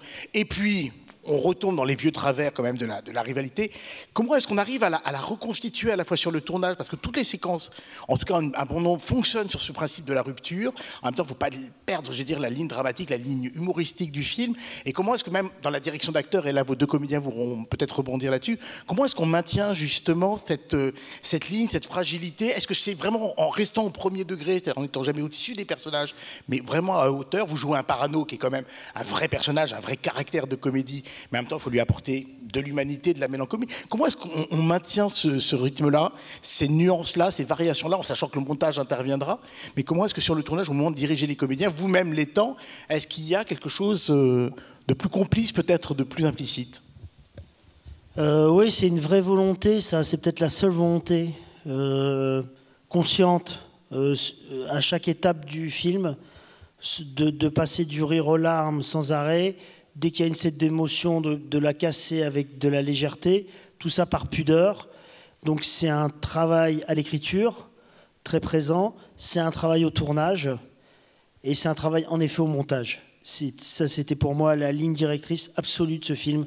C'était pas possible de déroger à ça. Dès qu'il y avait quelque chose qui pouvait tomber dans un truc un peu larmoyant, je le casse avec une vanne, et dès qu'il y a une vanne, je le casse avec de l'émotion. Pour que ce soit toujours la vie, que ce soit... Enfin, jamais s'apesantir sur les choses. Après, ça, c'est la construction. Et après, sur le tournage, c'est le plus simple, le tournage, en fait, sur un film. Enfin, pour moi, c'est plus simple. Le plus dur, c'est l'écriture et c'est le montage. Le tournage, c'est simple. C'est très facile. Parce que le tournage, c'est des moments de vie. Donc, vous essayez que prendre la vie. Vous chopez la vie. En fait, c'est votre seul moment. Le tournage, pour moi, c'est le seul moment en direct. C'est le seul moment de direct qu'on peut faire. Sinon, tout est réfléchi, tout est pensé. Avant, après. Pendant, on ne réfléchit pas, on fait. Et c'est valable pour les acteurs. C'est-à-dire qu'on ne dirige pas les acteurs. Moi, je ne dirige pas les acteurs. Je les emmène où je veux aller. On a parlé avant, donc quand ils viennent sur le plateau, ils sont disponibles. Et j'essaie d'instaurer, c'est la confiance. C'est qu'ils savent qu'ils peuvent y aller. Et surtout, ils savent qu'ils peuvent se planter. Et que c'est pas grave. Et on tourne, coupé. Ouais, c'est pas terrible. Non, on la refait. Voilà. Qu'est-ce que ça peut faire? C'est pas grave. On fait comme on peut. Et voilà. Et de faire ça, d'un seul coup, ça donne, je pense, une confiance aux acteurs. Et ils donnent le meilleur d'eux-mêmes. Et puis j'essaie de leur parler, d'être avec eux. Ils savent que je suis là pour eux, quoi. Et je suis là pour eux, et ils sont là pour le film, et on est tous là pour le film. Et cette bienveillance, il faut qu'il y ait de la bienveillance générale sur un plateau. On peut construire, on peut faire des chefs-d'œuvre dans la douleur, évidemment, mais on peut les faire aussi dans le bonheur. Il faut des sentiments un peu forts. On ne les fait pas dans l'indifférence. Donc c'est ça qui me plaît, d'emmener chez les acteurs.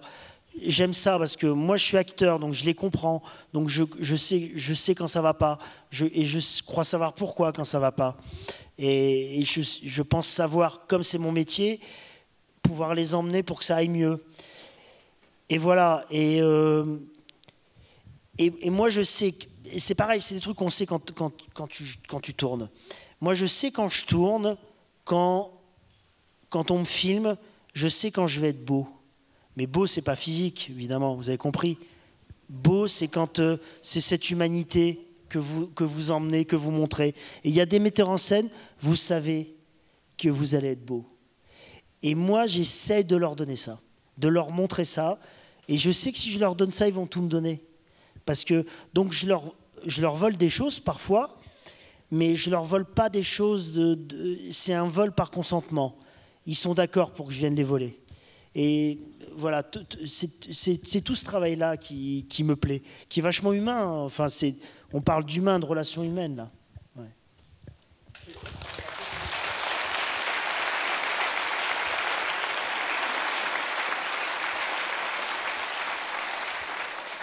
Oui, moi je crois que c'est la première fois que, si je ne me trompe pas, que j'ai été dirigée par un acteur.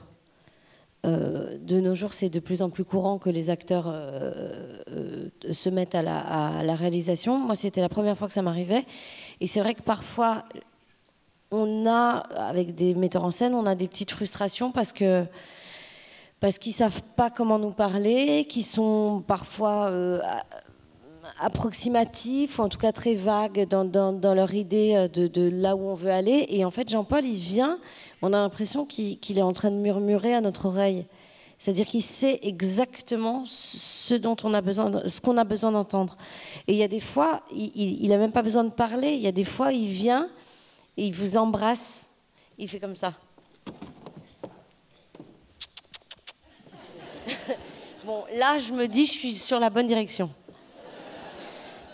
Et en tout cas, j'ai toujours eu l'impression que en fait, il savait intimement de quoi j'avais besoin. Et ça, c'est très rare, parce que souvent, les metteurs en scène sont dans une idée très générale de leurs films et ils ont du mal comment dire, à portionner leurs indications. Et là, tout d'un coup, Jean-Paul, il sait exactement quoi nous dire. Et en plus, il arrive à être un enfoiré de camarade, si je peux me permettre. C'est-à-dire qu'en étant bienveillant, enveloppant, sécurisant en tant que metteur en scène, il vient te balancer la petite vanne en tant qu'acteur et il a toujours son œil qui frise et il est toujours aussi coquin. Donc c'est déroutant et en même temps, à chaque fois, c'est ultra réjouissant. Vous avez eu droit au bisou dans l'oreille aussi? C'était pas dans l'oreille, c'était sur la tempe. C'était pas sexuel. Ah, toi, c'était... Moi, je suis très ouvert à ce niveau. Ah bon, d'accord. Non, j'ai jamais eu les petits bisous, moi, Jean-Paul. J'ai pas eu envie. J'ai pas eu. Je m'inspirais pas, je sais pas. T'as eu beaucoup les petits bisous, toi? Je vais pas trop en parler. Non, pas de petits bisous. Parce que le producteur est un peu méfiant, je crois. Et cette mise en confiance, cette manière comme ça... Avec Jean-Paul, ce que j'aimais bien, mais c'est parce qu'on a un background commun, mais c'est que même quand on fait des scènes qui étaient un peu lourdes, un peu plus sérieuses, il vient, il nous donne les indications, il est avec nous, et puis au moment de partir, il t'envoie une vanne qui te sort de la scène totalement. Et après, il est derrière sa caméra, et on fait action, et il y a ce petit moment où je me dis, mais il est vraiment con celui-là. Et moi, ça m'allait parfaitement, cette façon de me diriger. J'aime bien une petite insulte avant d'y aller, c'est bien. J'ai beaucoup aimé cette expérience. Nadia, peut-être le public? Oui. Il y a un micro dans la salle, il y en a très peu ce soir, vous avez pu remarquer. Profitez-en. Oui, la première question est toujours la plus difficile, mais n'hésitez pas, faites signe et on passera le micro. C'est un peu la honte, la première question. Non, on a posé les premières questions. Vous êtes sur la deuxième, la troisième, la quatrième, tout va bien. Quelqu'un de la prod qui fait style, il pose une question. Alors le producteur, il va dans la salle et puis il va poser sa question. Alors. Il a oublié. Oui, il a oublié qu'il il dort. C'est fini. Là, il compte les payants. Allez-y, hein. Il y a un monsieur là. Hein. Courage. Bravo, bravo monsieur. Courage. Bonsoir et merci pour ce film. Oui, j'ai deux questions, une grande, une petite. La grande, la principale, c'est savoir le rapport avec la musique chantée. C'est-à-dire à chaque coup, il y a 3 moments où il y a une chanson qu'on entend. D'ailleurs, le film est sponsorisé par la SACEM. Ça correspond. Est-ce qu'il y a une volonté de mettre en avant, par exemple, ici la première, c'est pour le personnage de Ramsey avec Un homme heureux de Scheller. Est-ce que c'est une volonté justement de mettre ce personnage en lumière parce qu'il apporte quelque chose de nouveau au personnage de Lola? Il y a aussi donc le moment où le personnage José Garcia Pierre est dans le karaoké. Donc ouais. C'est le moment où il craque, où il craque le vernis, et à la fin justement Goldman, on ira. Ouais. Donc est-ce qu'il y a une volonté justement de faire passer des émotions par cette musique chantée, contrairement à la musique du film instrumentale? C'est des moments de vie qui me touchent. Le travail sur la musique se fait avec le compositeur, avec Alex Siro, qui écrit les musiques originales, et on réfléchit ensemble aussi aux chansons, aux moments. Je voulais ce moment suspendu sur cette histoire d'amour qui naît entre les deux. Et je mets beaucoup de temps à trouver les chansons, à trouver les paroles. Je voulais absolument que ce soit des chansons que... Je voulais pas de la musique collée, je voulais pas des chansons qu'on met sur des films, où on les pose sur des images et ça fait un clip. Je voulais que ce soit pensé, je voulais que ce soit comme un personnage, que ce qui se dit dans le texte soit en cohérence totale avec ce qui se passe. En l'occurrence avec Scheller, avec Goldman aussi à la fin. Ça, c'était les 2 choses qui existaient au scénario, qui étaient écrites. La chose qui n'existait pas, c'est le karaoké. Le karaoké, c'était on avait écrit des scènes avec David, avec le personnage de José qui glisse, où il est de plus en plus seul, où on voit que bon, ça va de moins en moins bien. On les a tournées, les scènes, et ça, c'était arrivé parce qu'un soir, donc on tournait, et le soir, je vais après boire une bière avec le directeur de production, qui m'emmène dans ce bar, qui est à Angoulême, et je vois cet endroit incroyable, avec ce mec, qui est une sorte de karaoké, mais il n'y a que lui qui chante, et je trouvais ça touchant, je le trouvais touchant, le mec, un peu triste, mais en même temps, il n'y a pas de moquerie. Enfin, il y avait tout ça. Et ça me plaît. Et je réfléchis et tout, et voilà. Et en une semaine, on a tourné cette scène. C'était pas prévu, on l'a rajouté. Et pareil, j'ai réfléchi aux chansons. La première sur Souchon, sur le mec qui voyait pas sa vie comme il voulait. Après, sur son histoire d'amour avec Serge Lama. Et puis après, sur cette chanson de Michel Fugain, qui est une sorte de chanson très gaie. Et d'un seul coup, si vous la mettez sur des images tristes, d'un seul coup, c'est encore plus pathétique. Voilà, ça s'est fait comme ça. Mais moi, ça me plaît, j'aime bien. Moi, je suis fasciné par les auteurs de chansons. Je suis fasciné par ça. Avec David aussi, on est fasciné par un mec comme Souchon, par des mecs qui écrivent, par Renaud, par Orelsan, par tous ces mecs. Nous, on met 1h30 pour raconter une histoire, et eux, des fois, en 2 phrases, en 3 vers, ils vous font une vie. Donc ça me fascine, ouais. Merci.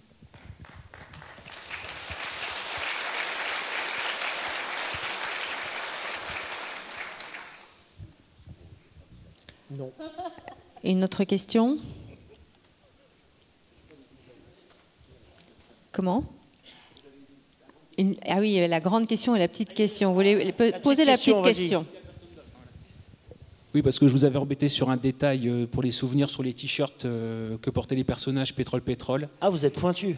Oui, bah justement, c'est là, c'est juste savoir si ça a été une scène coupée. On les voit beaucoup, les 3 personnages, se recueillir sur la tombe des parents.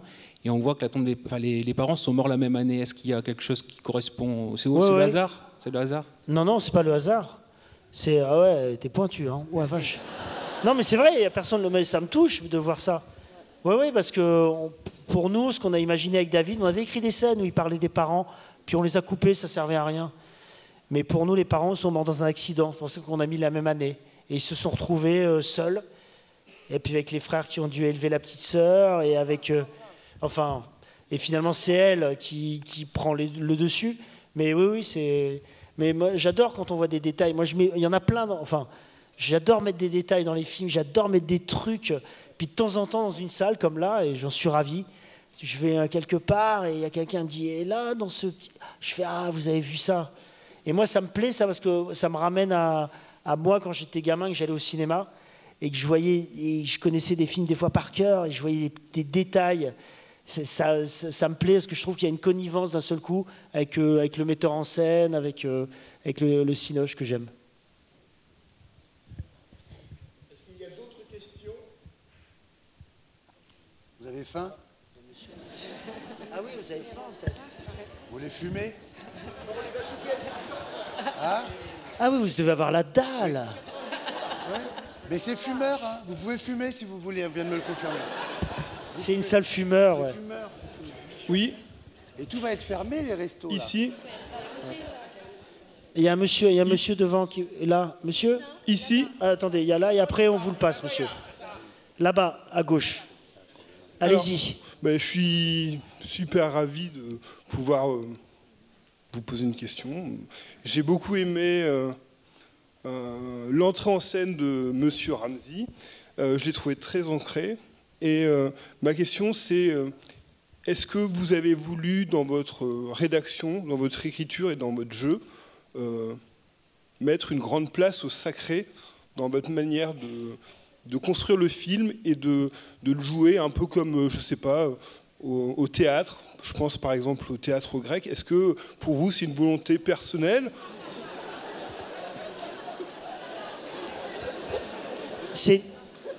Attends, déjà, j'ai pas compris, c'est une question pour moi ou pour Ramzy? En fait, pour vous trois, puisque... Non, c'est pour toi, ça. Ouais. Vas-y. Alors, en fait, c'est une question collective. Ah, ok. vas-y. il répondra qui voudra, mais en fait, je voulais juste préciser que j'ai eu un moment d'émotion tout de suite quand j'ai vu Ramsey dans le film. Je me suis dit, voilà, ça n'a rien à voir, mais... je ne vous vois pas physiquement. Eh ben, je suis là. Ça se trouve, ça peut fonctionner, nous deux, vraiment. Non.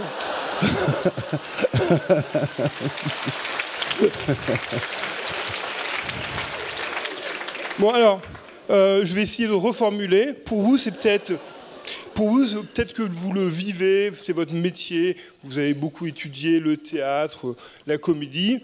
Moi, il me semble qu'il y a une grande part de sacré dans votre film. Alors peut-être que c'est pas voulu, peut-être que, je ne sais pas, c'est juste le fait que les gens vivent ensemble et on peut voir des signes liés à l'anthropologie. Par exemple, un exemple de sacré. Par exemple, la fratrie qui se retrouve une fois par semaine au cimetière, ça me semble sacré. Ah oui.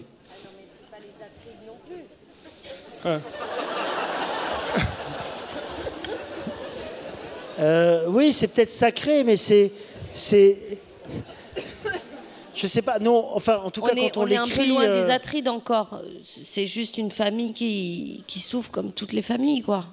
On voulait, en fait, ce qui nous amusait... Alors, peut-être tu peux y voir du secret, et pourquoi pas. Enfin, après, voilà, peut-être tu as le droit, tout simplement. Non, mais c'est vrai, quoi. Mais nous, ce qui nous amuse... Ça part d'amusement, nous, souvent. Ça part de légèreté. Ce qui nous amusait, c'est de se dire... Pour eux, le cimetière, c'est un peu le gigot du dimanche. Et ils vont au cimetière comme ils iraient tous les dimanches chez leurs parents. Et ils ont besoin, ils n'arrivent pas à se parler. Donc, ils ont besoin de passer par le vecteur des parents. Mais les parents sont morts. Donc, qu'est-ce qu'on fait? On va sur la tombe, mais on parle aux parents. On parle aux parents pour dire des choses à son frère, à sa sœur. Quand Lola annonce qu'elle ne peut pas avoir d'enfant et tout, elle n'appelle pas ses frères, elle est au cimetière, elle le dit aux parents. Parce que, voilà. Elle ne peut pas les regarder. Est-ce qu'elle ne peut pas le dire en face? C'est compliqué de se dire les choses. Et vous avez remarqué, et puis en plus, quand on est au cimetière, il y a une position qui facilite le dialogue, c'est parce qu'on ne se regarde pas, c'est comme la voiture. On va remarquer comme souvent on dit des choses en voiture. On parle plus en voiture que dans la vie. Parce qu'on ne se regarde pas, parce qu'il y a un troisième élément, et il nous sert un peu. Toute notre pudeur, elle passe par là. Et là, c'est un peu la même chose. Alors c'est peut-être l'ordre du sacré, pourquoi pas? On peut le voir aussi comme ça, vous avez raison. On le voit comme on veut en fait, bien sûr. Non mais où c'est mal formulé, c'est peut-être de l'ordre de, je sais pas moi, de la sociologie, le fait d'avoir des enfants, le fait de se quitter, le fait d'avoir des émotions fortes. Enfin, il y a quand même quelque chose qui fait un peu un ciment dans l'ensemble des émotions et de la fratrie.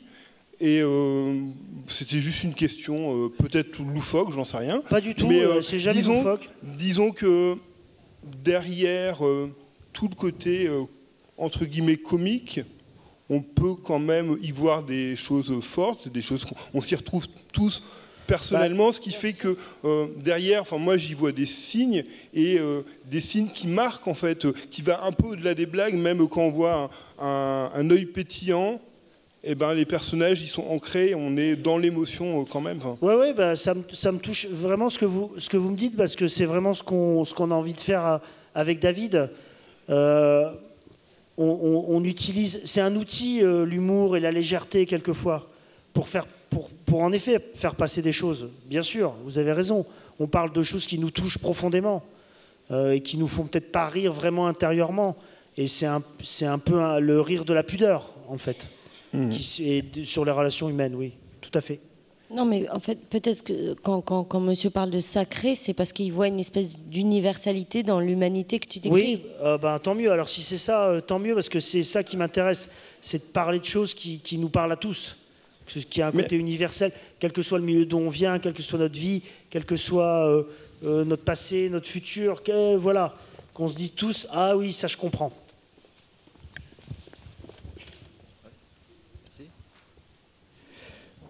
Bonjour. Bonjour et bravo pour votre excellent film. J'ai pris beaucoup de plaisir, j'ai bien ri et en même temps c'est vrai qu'il y a une très très belle émotion. Alors moi j'ai deux questions, une grande, une petite, mais je sais pas, vous verrez vous-même comment la définir. Tout d'abord, la première c'est sur le tiramisu. J'ai trouvé ça un peu scandaleux qu'il y ait ce gâchis de tiramisu. Donc vous allez nous préciser combien de kilos vous avez dû utiliser pour vous... Il était tellement bon. Ah Bon, oui, il avait l'air excellent. Il avait l'air excellent. Le tiramisu. Alors moi je me souviens pas du nombre de tiramisu. Par contre je me souviens qu'on m'a changé non plus. Non, 2 prises on a fait. 2 fois. Ouais mais moi j'étais sale de la tête aux pieds. Oh là là, l'autre l'actrice. Vous l'avez refaite plusieurs fois cette scène. J'étais pleine de tiramisu et de bec citron. Ah, super intéressant. Passionnant. Bah oui, t'étais pleine de tiramisu, oui. Mais il était délicieux, vraiment. Voilà. Et vous étiez ravissante deux également avec ce tiramisu, tiramisu. Oui, alors là, ça c'était la question principale. La deuxième. Vous êtes pâtissier? Vous n'êtes pas du tout. pâtissier? Mais j'adore le tiramisu. Italien, je sais pas, vous avez un rapport à ça ou pas? Non. Non, pas de fétichisme non plus. Non, alors, la deuxième question, c'était sur les. J'ai beaucoup aimé les gros plans. Il y a de magnifiques gros plans, enfin pour tous les comédiens, les principaux, et ça dégage une vraie émotion. Et c'est vrai qu'on arrive à passer du rire aux larmes avec de très très beaux plans. Donc, je ne sais pas qui est votre directeur de la photo, mais félicitations. J'ai beaucoup aimé ces merci. qui mettent en valeur les acteurs. Ouais. C'est Christoph Offenstein avec qui j'ai fait tous mes films, que je connais depuis plus de 25 ans, lui. Je l'ai connu à mes tout débuts, quand j'avais un petit rôle dans une série qui s'appelait Julie Lescaut, et lui, il était chef électro. Vous vous rendez compte? Donc ça fait plus de 25 ans, ouais. Et voilà, c'est mon pote. Il fait tous les films de Guillaume Canet aussi. Il a fait en solitaire. Il a réalisé le film en solitaire. Et c'est un travail. On se connaît par cœur. Et je suis ravi que vous me parliez de ça parce que c'était important pour moi, ces gros plans. Donc on les a fait. Après c'est des trucs techniques, mais tous les gros plans, ils sont faits à la très longue focale. Donc ça veut dire, pour vous expliquer, ça veut dire qu'on met la caméra très loin. Pour faire un gros plan, on peut mettre la caméra pas trop loin, vous voyez, au 50, c'est comme l'œil, comme notre œil, et on le met au 50, voilà, et c'est très beau. Mais ce qui est encore plus beau, c'est de se mettre très très loin. Et là, on met imaginez un immense zoom, donc on est au 300 mm.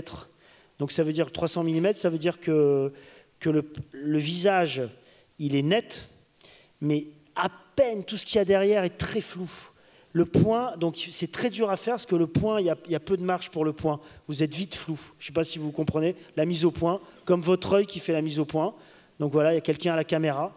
Donc si vous êtes fixe, si le comédien est fixe, ça va. Mais si le comédien bouge un peu, il avance, il recule, il bouge, il faut garder le point et ça c'est très très dur à faire. Mais je tenais absolument à qu'il y ait des plans comme ça, à la longue focale. Donc on était des fois au 300, mais souvent plutôt au 150. Comme par exemple le plan que j'adore, le plan de Ludivine dans la chambre d'hôtel. Dans la chambre d'hôtel où elle est avec Ramsey, où il y a la chanson, tac, où elle passe sur le balcon. Et voilà. Et ça c'est au 150 par exemple. Et c'est beau au 150. Mais je l'ai pas, évidemment, vous vous doutez que je ne l'ai pas inventé tout ça. C'est des inspirations. Et ça, pour vous dire, ce plan-là, c'est un de mes plans préférés du film. C'est une référence à Claude Sautet. Dans Les choses de la vie, il y a Romy Schneider qui tape à la machine à écrire. Et elle est en train de taper et elle est face à la mer. Elle est assise et il y a Michel Piccoli derrière et elle sent qu'il la regarde et elle se retourne. Et voilà. Et moi, c'est un des plus beaux plans de cinéma du monde. Et Claude Sautet filme sa nuque. Et je voulais ça, enfin je voulais retrouver ça avec Ludivine. Bon après sur le plateau je disais bon, ça va être un peu compliqué, t'es pas Romy Schneider. Donc c'est sûr qu'à la base... Non, tu disais t'es pas Romy Schneider et je suis pas Claude Sautet. Ouais c'est vrai, je l'ai rajouté. mais voilà, tout ça. Mais ça me plaît que vous parliez de ça parce que c'est important, la façon de faire, les plans, comment on filme et tout. Ça donne l'émotion aussi, la forme donne de l'émotion. On a le temps d'une dernière question, Nadia, qui est la directrice du festival de cette cérémonie. Monsieur, il n'y a que des questions devant, sauf monsieur. Mais sinon, c'est plus de la question début de scène. Bonjour, le film était très bien. J'avais une petite question, je voulais savoir si par rapport à vos caractères, votre façon d'être, il y avait des scènes qui ont peut-être été plus difficiles à tourner que d'autres. Ramsey, par exemple, dans la ville, est hyper méchant. Donc c'était très très difficile pour lui. Moi, chaque scène était difficile à tourner, je suis très méchant. Donc là, je joue un mec gentil, c'était contre nature. Ouais. Beaucoup de travail. C'est juste ça ma réponse? Non, attends. Non, il n'y a pas eu de... Sérieusement, des scènes difficiles à tourner. La scène du train, quand je saute du train en marche et qui finit dans le mur. Je ne l'ai pas montée, celle-là, finalement. Tu l'as pas montée? J'ai pas vu le film encore. Non, je ne l'ai pas montée. Ah merde. La poursuite à moto? Je ne l'ai pas montée non plus. Celle où je prends un tremplin de Paris, j'arrive sur le métro. Non, ça te faisait bizarre dans l'histoire. Tu verras le film, franchement. Quand on le tournait, je trouvais ça bizarre aussi, l'histoire. Elle est bizarre, mais t'étais bien. Hein. Et la bagarre contre les 40 mecs? Non plus. Elle est coupée aussi? Ouais. Non. Oui. Ah non, mais à la version longue. Longue et chiante apparemment, qui n'a rien à voir avec le film. Non, il y a... La scène, la plus difficile pour moi, c'était la scène du mariage, parce qu'il faisait froid. Et il était très tôt le matin. C'est vrai, t'as raison, le mariage. Et on était tous habillés comme on était. Et les pauvres figurants, ils avaient froid, et nous aussi, on grelottait. Et on était transis, il fallait qu'on ait l'air... voilà, moi, c'est ce qui... Parce non, que sinon, il n'y a pas eu de non, galère. on est prêt pour les scènes. Même les scènes qui nous paraissent difficiles, on se prépare afin qu'elles ne soient pas difficiles le jour où on les tourne. Mais le froid, ça fait partie des impondérables qui vraiment sont déstabilisants. Mais sinon, il n'y a pas eu de vraies difficultés. Non, j'ai pas l'impression. Après, il y a des scènes, moi, qui étaient, je leur disais pas, mais je le savais, qui étaient dures je trouve, pour Ramsey et Ludivine. De s'aimer. Non, mais de jouer ça. De jouer l'amour, de jouer le fait de tomber amoureux, de jouer des scènes simples de la vie, d'amour, de gens qui sont bien ensemble. C'est difficile ça à jouer, c'est très difficile parce qu'on a toujours peur, je pense. Moi je sais qu'en tant qu'acteur j'aurais peur de ça, c'est de tomber dans un côté un peu niais, un peu cuculapraline, vous voyez le truc un peu con quoi. Et non mais c'est vrai. Donc il faut avoir confiance en soi, faut oser le faire, faut avoir confiance en l'autre. C'est pas évident de trouver cette justesse. Et je le savais ça. Moi, je leur disais pas sur le plateau. Je disais allez-y tout ça, mais je savais que c'était difficile à faire. Enfin, en tout cas pour moi en tant qu'acteur, c'est difficile. Je suis complètement d'accord avec toi. C'était effectivement difficile, ça. le plus dur pour moi, c'était ça, là, de jouer l'amoureux. Mais oui. On a l'impression d'être con, quoi. D'être nunuche, neuneux. Voilà. Alors que non. C'est vrai. Il faut dégager le côté rassurant de la vie. Mais je mentais, je jouais. non, c'est vrai que c'était ça. C'est difficile, ça. Ouais. Très difficile. J'ai regardé tous les épisodes de Mystère de l'amour avant de... Ouais. Pour savoir comment on fait, quoi. J'espère que je m'en sors pas mal.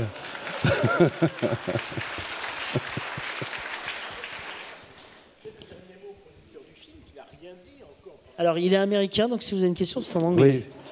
Oui. Et j'ai l'impression qu'il est bourré encore. Mais... Ouais, mais bourré d'une... Ça va, John? Hello, John. How are you? Il est bourré, je vous avais dit qu'il est bourré. Il est bourré. Complètement bourré. Do you like the movie? Est-ce que vous...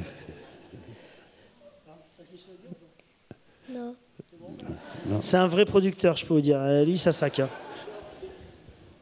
Merci à vous trois, Nadia. Merci beaucoup. Merci d'être restés.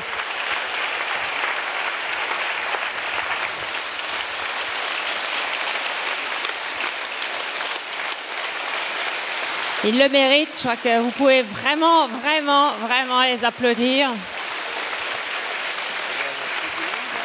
Le film sort le 28 novembre. Voilà, donc parlez-en autour de vous. Merci à tous les trois. Merci à tous les trois d'avoir été là parmi nous ce soir pour cette ouverture du 19e Arras Film Festival. Merci à vous.